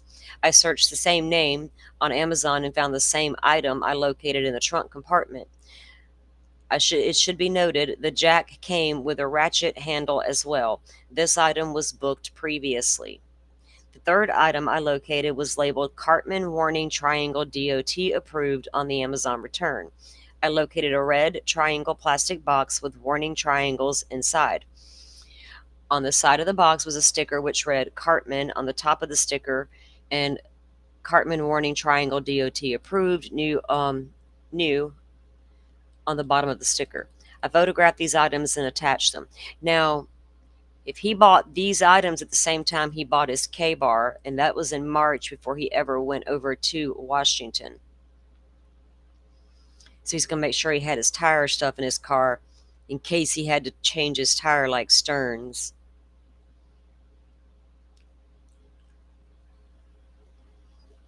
Because the tires on Brian Kohberger's car, I just want to know if they match one of those burnouts in the front of that house. I get it. They were there. There were some that were there a long time. You can see them in the picture, the video of Xana. I know. I see it. That doesn't answer my question. Okay. I get that it's there, but that doesn't answer my question. The car speeds away at a high rate of speed at 420. I see it on Linda Lane leaked footage. I mean, 1112's footage. He does leave at a high rate of speed, and he gets a little sideways. I'm thinking in this old redneck girl's mind who grew up at a racetrack, do we got a burnout? Do we leave a mark in the road? You know, when you gunned it to get the hell out of there? Did you change a tire en route? If you did you buy a new one? Because you got a receipt? Never mind, I'm going to go down to a paper trail hole. I've been wanting to follow the tires on Kohberger's car from the day I realized they were out there measuring shit.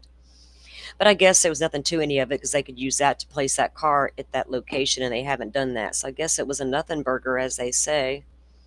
But tire tread's my favorite evidence in the whole wide world, in case y'all didn't know. I'm hands down. Long story. The second time I positively identified was the jacks. Okay, so I wonder if he bought all that, because we knew he was preparing to head over to Washington. And I was wondering when I first heard that he did have this stuff, I'm thinking, did he buy that like when he left Pullman headed to Pennsylvania? Why would he buy them on the second leg of a long trip and not before he went? Was he planning to leave the country? Well, I guess he did buy them before, right? Oh, Lowlight says, you got hustle, Joe. What you got, hustle? There's two sides to Joe Schmo, people. So, Joe, you were having a live last night, right? Giving the update on the Kerrville, Texas flooding. I watched some of that with you guys, and then I went over and watched the Delphi special with Shabugs and the gang. You guys go check that out if you didn't see Joe's show last night. I think they had a lot of information in there.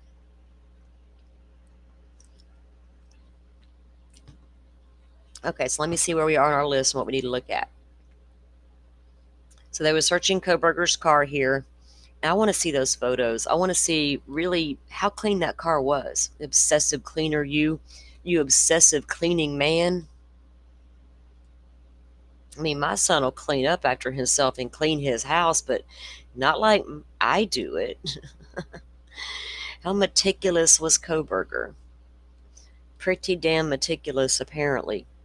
And he practiced it because the neighbors that saw the car before the murders said the car was always so clean. Like people would notice Kohberger's clean car, right? Some people are obsessed with clean cars. Some don't give a rat's ass. Some just, things run amok in their vehicles. I like to clean car, but I had a kiddo or two, and there was things that were just going to happen occasionally. My son now, I'm going to tell you what, this boy ain't never got, he wouldn't even know how to he couldn't hurt anything in his life. But that kid's truck is beyond clean. I don't understand it. I will give him that. I'm like, why does your truck always smell so good, and why is it always so clean? Do you use this thing? Does this thing work? I go to get in his truck and I'm like, I don't want to mess up anything. It's so damn clean. But I'm sure you'd find something lingering around in there, like a hair strand or a fingerprint of your own even.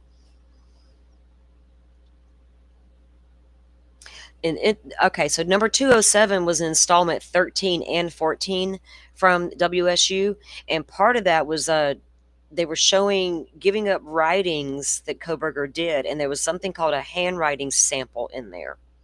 Now, I don't know if you submit a handwriting sample into the program when you get in the program, or if it's part of his writings they were looking at to submit to like a handwriting person. Did they find written notes around 1122 that they were wondering who wrote them? Do we need to compare some handwriting here? I don't know. I was stumped by that. I was like, that's interesting. And something I want to keep my eye on. What the hell was in that note from Montana? And on page 118 underlined. We need to know.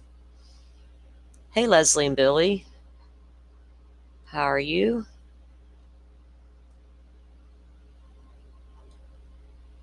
Okay. So this one was interesting what the cops did here. Let me pull this one up for you guys. Because they was going to make sure everything ordered on Kohberger's family a shared account that he purchased that went directly to him is exactly what he purchased.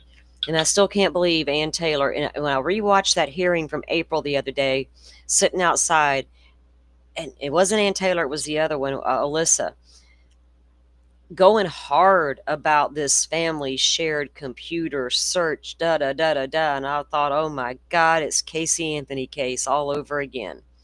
And they're going to absolutely throw his parents under the bus to say he did not buy that K-bar. So that means somebody in the house damn well did. Was it mom, dad, or sisters? If it wasn't Kohberger. And now we have a plea deal sitting on the table. And people can't figure out why. You're going to be that guy to let your whole family go down around you to save your own self, including your mama, that precious mother of yours? No, he's not. Anything for mama.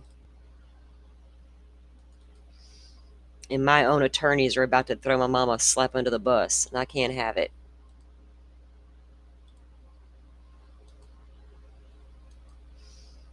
He may not have cared about anybody else in this world, but he cared about his mama.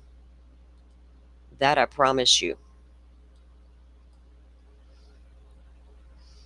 Any boy is going to love the only woman in the world who has his back no matter what. No matter what. 208. On Tuesday, June 13, 2023, Detective Darren Gilbertson from ISP provided me with 3 packages he obtained by ordering the items from Amazon. Gilbertson stated he purchased the items in the same fashion used by Kohberger to purchase K-bar with sheath, the K-bar sharpener, and a bottle of supplements. I photographed each of the package and their content along with the order paperwork that Gilbertson provided. The packages contained 1 K-bar straight fighting knife with a leather USMC sheath, a K-bar sharpener, and a bottle of vegan supplements. I attached all photos to this case and booked all of the items into evidence on June 13th, 2023. We saw some new warrants come out in June of 2023 too. YouTube all over them. The paperwork was included in the package containing the knife itself. So they went and purchased the same things to show how he did it. And yeah, this is what he ordered. Huh. Was it bad? I can't watch it in the UK. Purple, are you talking about the Delphi show? Surprisingly, not bad. Could they have went a little deeper? Yes, ma'am, sir. I'm not sure, no offense. Yes, they could have absolutely went a little deeper, especially touching on certain things, but they showed both sides. They talked about the Odinism and the investigation somewhat. I'm lying in bed listening to this on my phone, take that, and Patrick Westfall comes on, and for the second time in my life, I had to get out of my bed because it's Patrick Westfall.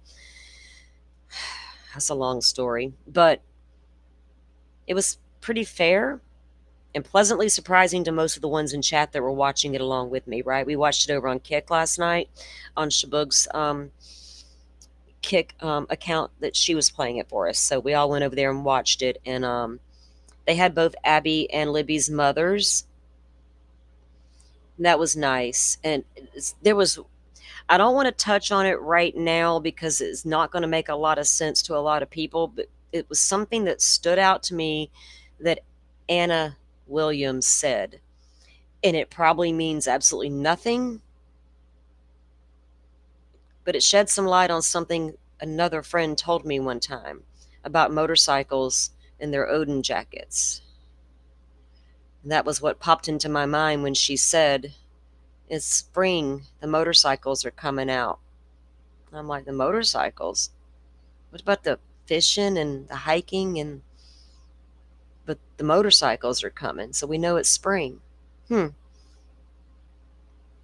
Okay, I can't see. I'm going to get off and get sidetracked. I'm telling y'all, I got Delphi on the brain super heavy right now, and I need to process it and unpack it. I've got thoughts I got to process before I say the wrong thing. It's Delphi. I don't want to say the wrong thing. And I'm not looking for wars. I'm looking for truth. And then I saw a damn document on the Twitters where Mike Patty, when the girls first went missing, and the report was they didn't know Abby's last name. I'm like, why did they not know Abby's last name? The Patties. Why didn't they know? What do you mean they didn't know her last name? I found that odd. I can't. I gotta stop. Okay, I gotta stop. If I don't process it properly, it all comes out on a live stream, and it's not always pretty. Y'all will catch me thinking out loud again in my head, trying to come to a conclusion about something. Maybe that's what I kind of like doing that with you guys because you help me get there. Okay, so that was 208 where the cops ordered the same exact stuff they found in Kohberger's trunk. Well, not the same stuff. They didn't order the tire stuff, but they got the vitamins and the K-bar.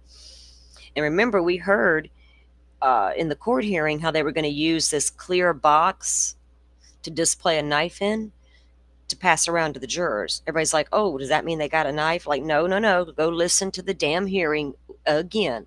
They never say we have the knife, but the judge was talking about ways to present evidence to the jurors. And that's when they brought up this clear box. And the judge says to potentially hold a knife. And they're like, yes. Would they have presented the one they bought as an example knife? Would the defense have been able to keep that out of court? Because I probably would have as a defense attorney. That's not the murder weapon. How dare you? I can be your defense attorney or your prosecutor today. It's, really depends on the evidence. All depends on the evidence. Let me take a look first and I'll let you know when I'll get back to you. So then a report 209 came in, and it was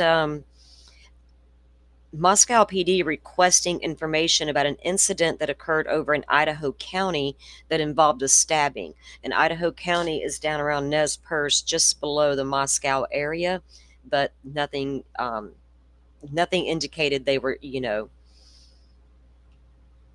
even related to one another. So I guess they ruled that out. So we don't. It's like a one-page document just saying we received the items and downloaded them into the system. This one I'm going to pull up because it was interesting.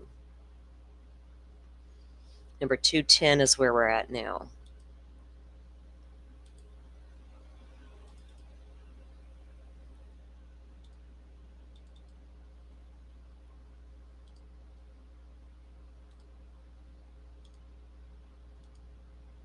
Okay. Did that get your attention too, Butterfly? It was just, wasn't it? I mean, it may not be nothing because maybe that's just her thing, right? But to me, it was like, well, that's what your town does in the spring. I mean, I got nothing wrong with that either. Just found it odd. Found it a strange thing to note about how to know spring was coming. I don't know. Okay, I got to process it, like I said. I like Anna, so no shade toward Anna at all. And I know a little bit about her background, so it kind of makes sense that she said it, but also made me think of something else. Right, Joe Schmo? You saw what you saw.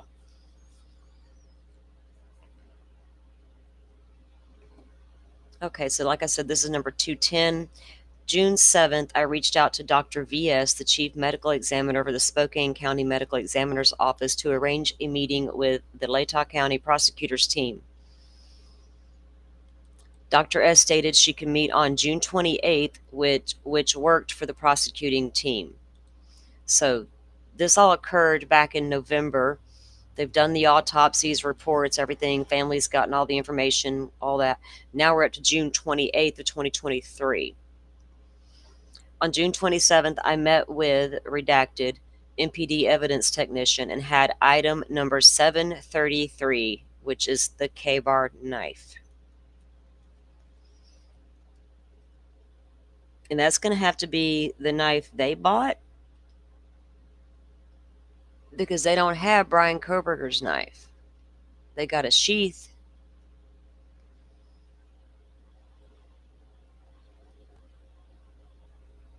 I need more information about item number 733, please. So that has to be it. 23. Oh, I got that master evidence list. Hold on. I haven't even looked at that thing in a hot minute. Is that on my list? 23M-1025. Okay, I'll verify that later, but I believe it is. So that's a K-bar knife, temporary release to me so I could bring it to the meeting with Dr. S. I locked item 733 into a temporary lockbox in the Moscow PD detectives as our meeting was on the following day. Hang on. Uh-oh.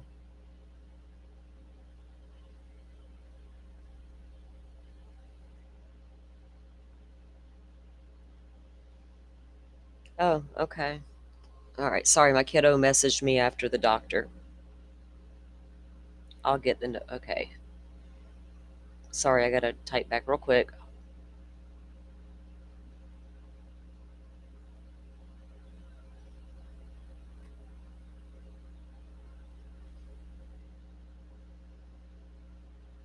Okay. So they take it over to Spokane. I'm wondering, I guess they're going to try to compare that type of knife with the injuries. On the 28th of June, 2023, at approximately 10:30 hours, myself, along with Bill Thompson, Ashley Jennings, Jeff Nye, and Ingrid Beatty, met with Dr. S. at the Spokane County Medical Examiner's Office. Dr. S. had pre-selected several photos from each victim to go over with us so she could describe the shape of a weapon which could have caused the injuries. God. We had the box cutter guy on the Delphi show last night. I just remembered. And it's giving me PTSD. Dr. Core was in the special, coming to his revelation about the box cutter. It gives me chills. Yes, it could happen, sir, but further testing is needed. And I'm just an armchair detective and know that. I'm going to get a headache. Bet worse than I got. Maybe that's why I have the headache is from Delphi. Damn it, man. I removed the K-bar knife from the sealed package and showed it to Dr. S. I'm assuming that's the one they bought. I don't think they would have went out and bought two. Dr. S stated the shape and size of the K-bar knife was consistent as being the weapon which could have caused the injuries on all four victims. Dr. S described how some of the wounds had 2 points on either end and how some wounds had a point on one end and a square shape at the other end. Y'all, I'm trying to process that wound pattern in my brain. So if I go silent, that's all I'm doing. Look, can y'all see that good enough?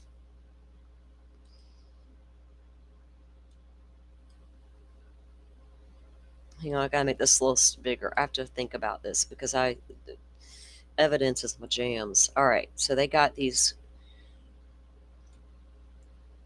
The one that threw me, really, I'll be honest, would show a wound with points on either end. Where'd it go?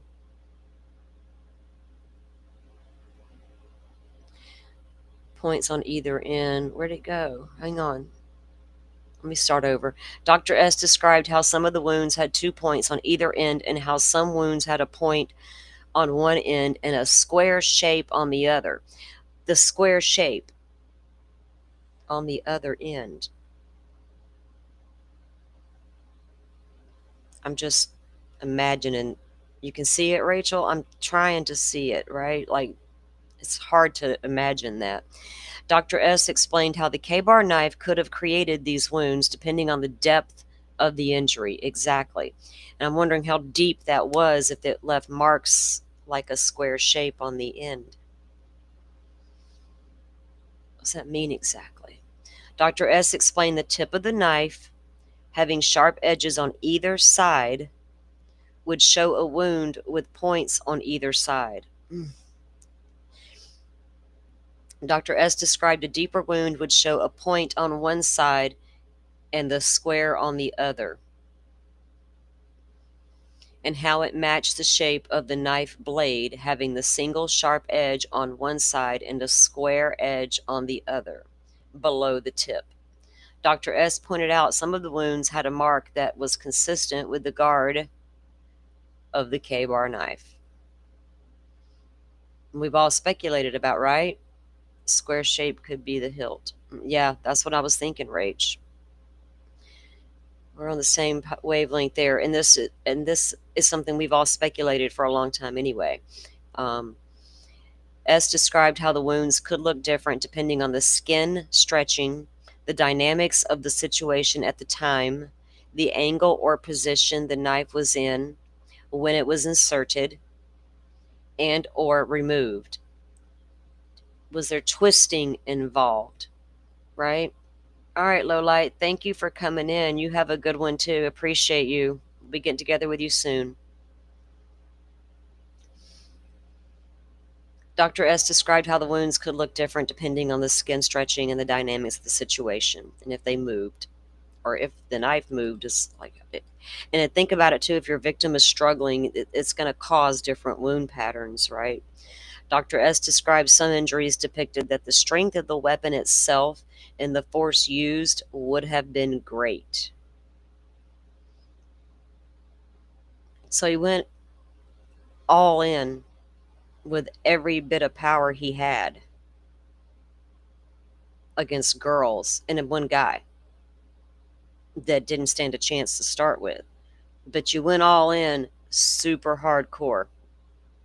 It was so aggressive, right? It was one thing to walk in there and do what you did, but it certainly appeared to be overkill with several of these victims. Was it more than you just startled by them and they annoyed you because they were there and awake, got in your way?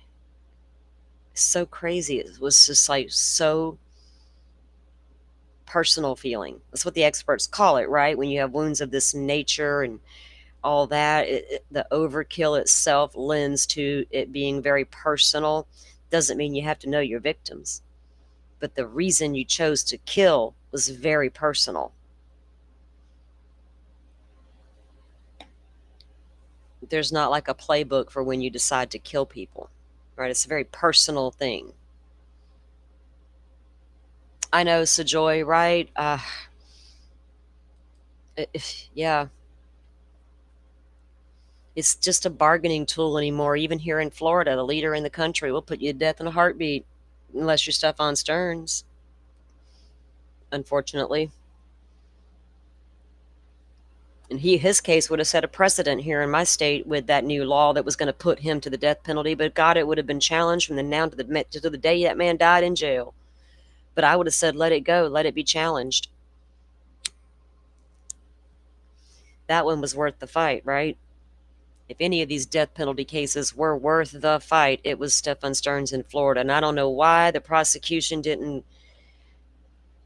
I don't know what happened there. Honestly, I'm not proud of the prosecutors in that case at all, because I would have absolutely been that bulldog that wanted to set the precedence. Fuck, let's roll, baby. We didn't make this new law for nothing. You're going to confess whether we ain't taking shit off the table. We got all the proof we need. God darn, we got 1,500 images proving what the man did. Why do we need to bargain him down? Were they scared they wouldn't have got the death penalty? It doesn't take a unanimous vote in Florida for the jury. The jury doesn't even have to agree to a death penalty in most states. They can say, oh, we understand, we got it, but we don't want to use it. And they're like, okay. So give me a break, right? I don't care about him trying to save his sad little pathetic life. What's left of it. Crying over there about your damn cookies and root beer candy and your coffees and your stupid ass books.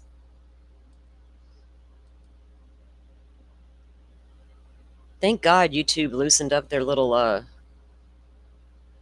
trying to gag my mouth, let's put it that way. Maybe I was the reason. No, what's his name was way worse than me.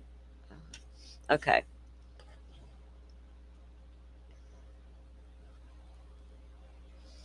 Number 211 is just a thumb drive that they received and downloaded containing all the email tips. So all of the tips were organized into a PDF folder and downloaded into the and that was like, I think that was in response to one of Ann Taylor's discovery requests, honestly, as I was reading it. That's going by the date that was on it. I was like, that feels like that was part of a discovery request. You know, I need another discovery. The state's hiding email tips. So this one, number 212, and I want to be, this is another specific for a FOIA. I don't know that it shows anything, but it shows what it is. And you know damn well they got video of Kohberger coming and going from that gated community. Every time he left, it's going to be on camera. And they said every time he was leaving his house in Pennsylvania, he was wearing the gloves. That was a rumor, right? And people were like mad because we even talked about it because it was a rumor. But we clearly said it's a rumor. But whatever. And so now we're learning from the authorities that he absolutely was wearing gloves all in the house and every time he left the house, because the guy wasn't trying to leave DNA back there anywhere. He wasn't about to go eat some pizza like Rex Roman and throw that shit out. Right, Lisa? We want to know it all. We can't help it. Inquiring minds need to know. We're being made fun of everywhere in court documents. Even in the Delphi documentary, we're just a bunch of true crime. No, this is entertainment for us. It's entertainment. Yes, in a sense it is. It's our hobby. Get over it. I can't. I'm sorry. I was stuck at home for years raising children, and I always had true crime on in the background. So call it entertainment if you will, but it interested me. All of it. The investigations really interested me. Evidence was like, whoa, they can do that. And thank you, Forensic Files, for all your many years of beautiful shows. Thanks for teaching me about soil samples and tire tread impressions. And that new thing called DNA. Y'all remember when that shit come out on Forensic Files? We were all like, whoa, if you're a true crime junkie and that's your jams. Some people may come for entertainment, and so what? They need to quit. They need to quit it with all that. They're just mad, especially mainstream media. They get big mad because we can talk about more things here than they do. And notice how they're all coming to YouTube now and making YouTube channels and wanting everybody to go sub up and all that good stuff. They can talk. We can cuss now. And we can talk longer and more in depth, like you guys, for entertainment.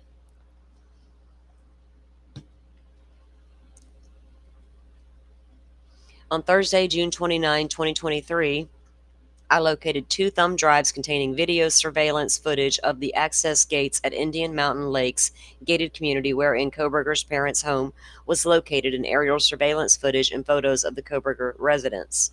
So they had their aerial photos and their surveillance they were doing, the videos of the gate. They verified the thumb drive and contained the correct footage and videos and booked them into the MPD evidence on June 29th. You need to remember that date.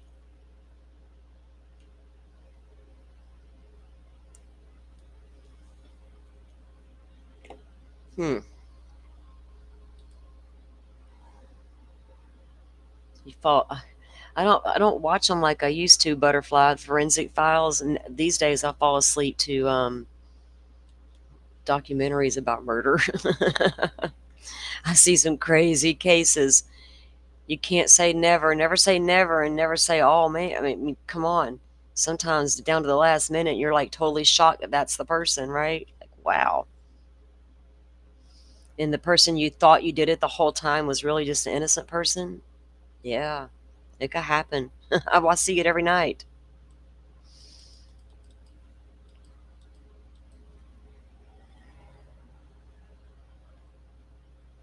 I saw a case they came back and tried to recharge the guy 17 years later, and the defense attorneys were floored because the evidence was exactly the same. It wasn't even anything new. And the judge had already thrown out the only expert they had because the dog wasn't certified. I'm like, damn, they came back all them years later to recharge that same person with no new evidence? It was insane.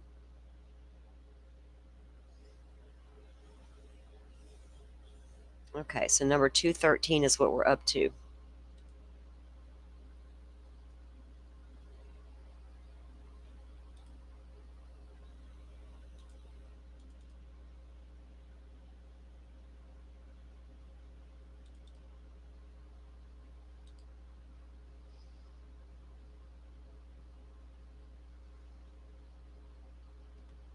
Okay, let me get the screen up here.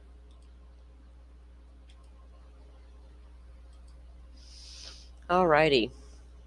And after this one, guys, I'm going to let you go for the day. Go make sure my kiddo is squared away. Get a few things done around here and go have some dinner and come back. And I'm going to tackle some more of these documents and look through them, and so we can get on to towards the end of the document drop here. So we can get on to some other shows too.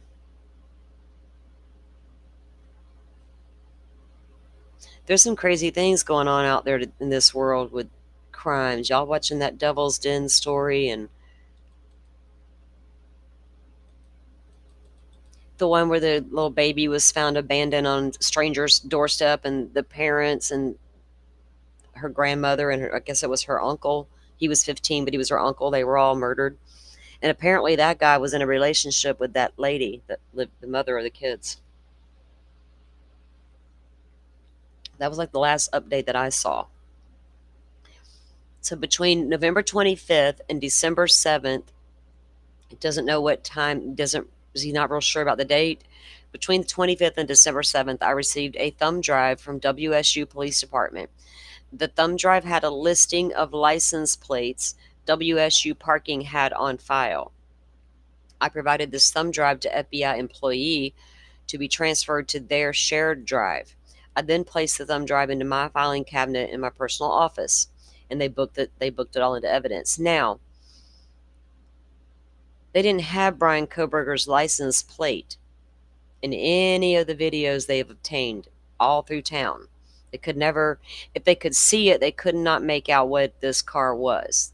They couldn't tell any of the license plates from any of the pictures. So even if they had ran like every plate in that parking lot, would the name meant anything to them? Would it stood out because it was a 2015 white Hyundai Elantra, like it should have in November when they found it in the quarry, but never told Moscow they found it? But then here they are getting this thumb drive between 25th and 7th with license plates, and the FBI gets it. I guess at that time, because it's so early, they're still collecting all these footage from around town, and you don't know at that point if you're going to get a camera with a license plate, right? But they had all the license plates from WSU by December 7th.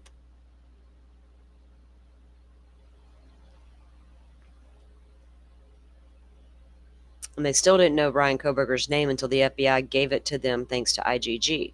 It was never going to be because of this damn car. I mean, how long would it took somebody to go, wait a minute. That car over there at WSU, that white 2015 guy with the bushy eyebrows and the ID, makes me want to go back and read the PCA over again. Maybe I'm being a little too hard on the guys. I don't know. It's always bugged me about this stupid car. And Xana's going to always say that Elantra is key, but I just don't know how. Rachel says they arrested Austin Drummond in Tennessee this morning. Oh, okay.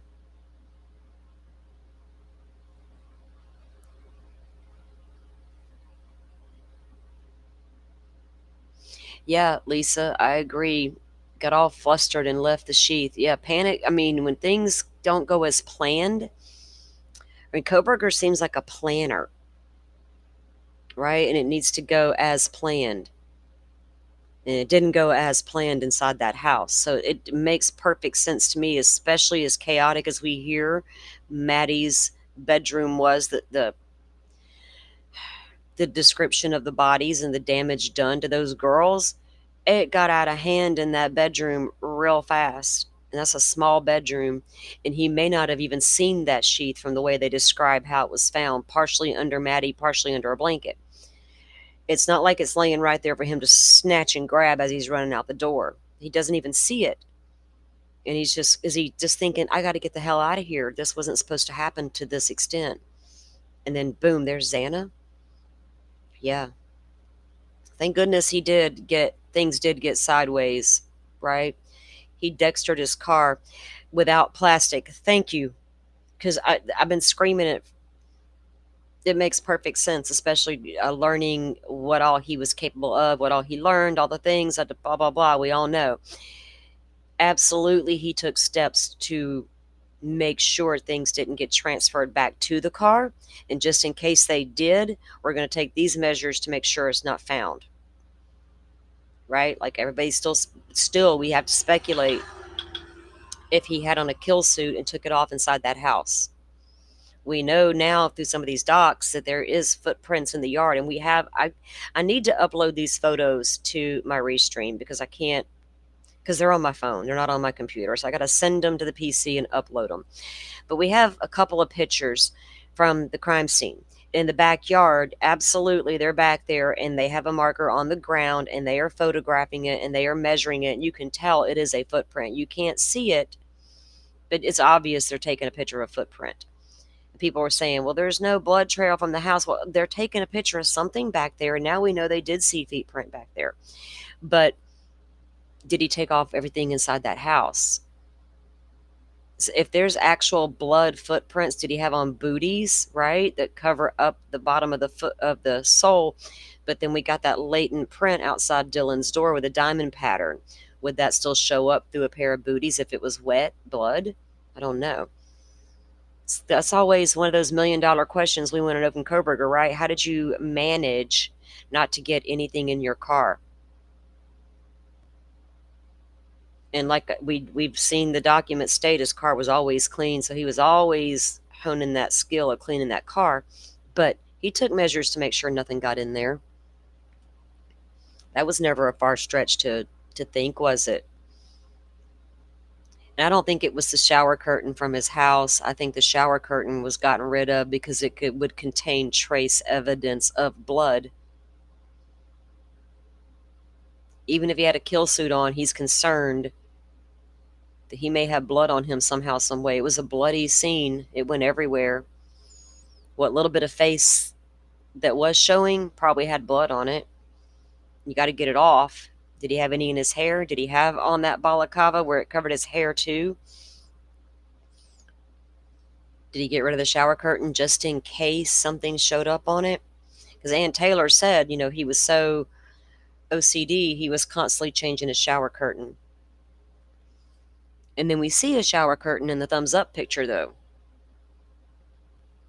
Taken the day of the murders. If you look at the picture, you can see the shower curtains there, and it's all the way open. All the way to the right-hand side of the picture frame, you'll see it. It's there, but by the time he leaves Washington with Daddy to head back to PA and the cops bust in, there's no shower curtain in that apartment anymore. But Ann Taylor wants us to think it was because he was so OCD, he couldn't stand germs and the thought of mold.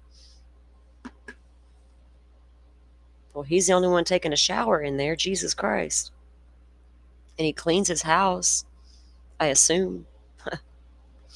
Anyway, I don't buy it, Ann Taylor. I don't buy your story. Did one of the girls grab that off of him on purpose? We don't know, Carrie, because here's the thing. People are like, was it strapped to him? You know what I mean? Strapped to the belt loop, or was it in a deep pocket? A dickie is going to have some seriously deep pockets on it, right? A knife sheath definitely would fit in a pocket of a dickie. Was it in his pocket? Did he have it when he pulled it out and pulled the sheath and they go to fight back? Does he now need that other hand free to grab them, and in the process drops that sheath? And when Maddie goes down, she goes back on top of it, and they don't realize that's what she just did, was cover it up. Or will she see it in the pocket and have the thought to snatch it out? I don't think those girls were looking or even thinking at that point, except maybe it's happening so fast, right? You're just throwing your arms up and whatever. I don't know which way it went. I feel like he took it out and he dropped it when he went to grab their fighting back efforts. That's what my mind went to when I tried to figure it out in my head. How could he have done that? How could he have lost it? And that made sense to me. During the fight, we'll call it that. During the fight, the sheath got dropped and left. If it wasn't in his pocket all the way, it certainly could have fallen out, but it was on the bed. So, and he had to lean over Maddie to get to Kaylee if Kaylee was in that bed the whole time. Otherwise, Kaylee come through the damn door and he met her at the foot of the bed. Hence the big cutout in Maddie's wall with blood all over it. If they were both on the bed way over there, this side of the room wouldn't have been so covered in blood. It would have all been contained to that side of the room. You would have had spray and spatter here and there, but not like that amount. It's crazy. He's going to get a lot of prisons in the germ, right, Butterfly? He's going to struggle. He's going to ride the struggle bus for some time with that OCD. Yeah, think about that for a minute. Brian Kohberger's mental struggle in the penitentiary. Is he going to get the appropriate meds and the psychological help he needs to overcome his OCD ish stuff? No, I hope you sit there and you suffer in your head. And he's not going to get to, well, we didn't do a deep dive on vegan meals in that prison. We just looked at all the stuff they could normally get, but he's not the normal person, apparently. And Taylor even said so. She wanted the jury to understand he wasn't normal. This is why he looks funny. He's not normal. And don't take that into consideration until it's time to mitigate his sentence. Then we can consider his not normal-ish behavior. And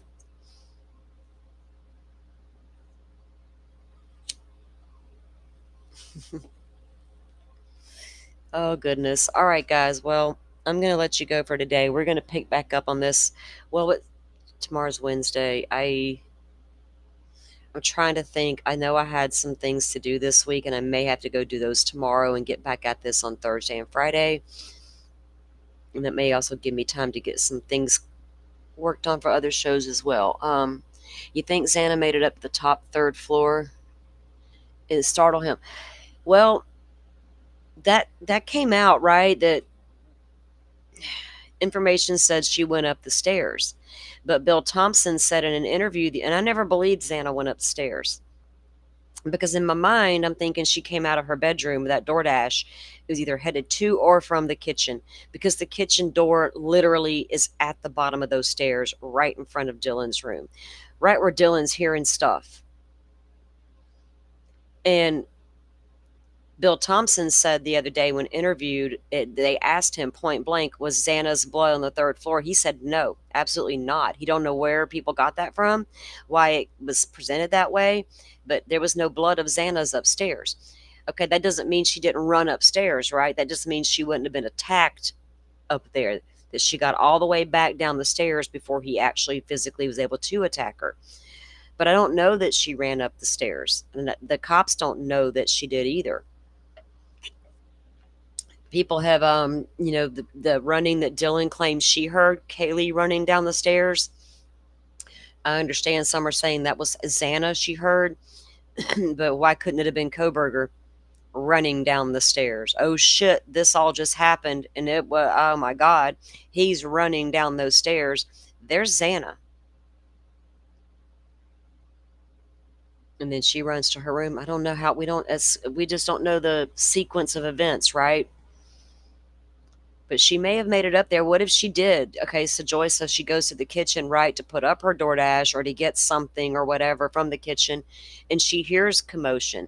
Dylan said she was hearing commotion, so there is a chance that she did run up those stairs to check it out, encounter him there at the landing at the girls on the third floor, right, if you know the floor plan, and ran, screaming, someone's here. Now, if that's the case, I don't picture Xana running down the stairs saying softly, someone's here. She'd have been screaming that shit, bloody murder, and that means Dylan has lied. So I got to take the things that Dylan is saying and hearing into account with people's theories of what went down in the house. Is it going to match, right? Because I can't give old girl a pass. If Xana's really running down those stairs with a killer behind her screaming someone's here and Dylan's failed to do a damn thing about it, that would piss me off. How dare y'all downplay that girl wasn't screaming bloody murder, right? I already got a problem with, don't worry, I'm here to help you. Was that a loud, I'm here to help you, a whisper? How the hell did you hear that? Was he screaming it in her face? How the hell did you hear that? And that didn't startle you? And I'm not trying to throw shade. I'm just saying, to figure it out, I got to take into account what she was hearing. Well, her accounts of what she was hearing, right? So I can't place Xana upstairs yet. That's just my thought process on it. No shade to Dylan. You go do you, girl. Hey 12, welcome in. Been catching your shows.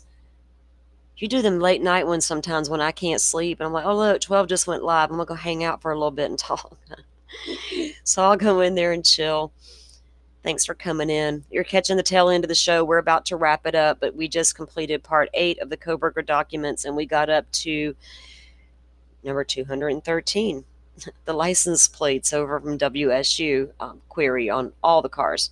So like I said, guys, we will pick this back up. I can't promise you I'll be here tomorrow. I'm going to have to play it by ear and see how the day goes. Otherwise, I will be back on Thursday morning for sure. We'll pick this back up. We're going to get it wrapped up, though, this week, because next week I want to do my Delphi show and have my guests up here and talk about some things with the case. And no drama, just real Delphi talk. All right, guys, y'all have a good one. Thanks for coming in, everybody. I appreciate you, and I'll see you on the YouTube streets somewhere this evening. Bye. Y'all be safe on them YouTube streets. Y'all know it can be dangerous. There's potholes and shit everywhere. Trailer parks.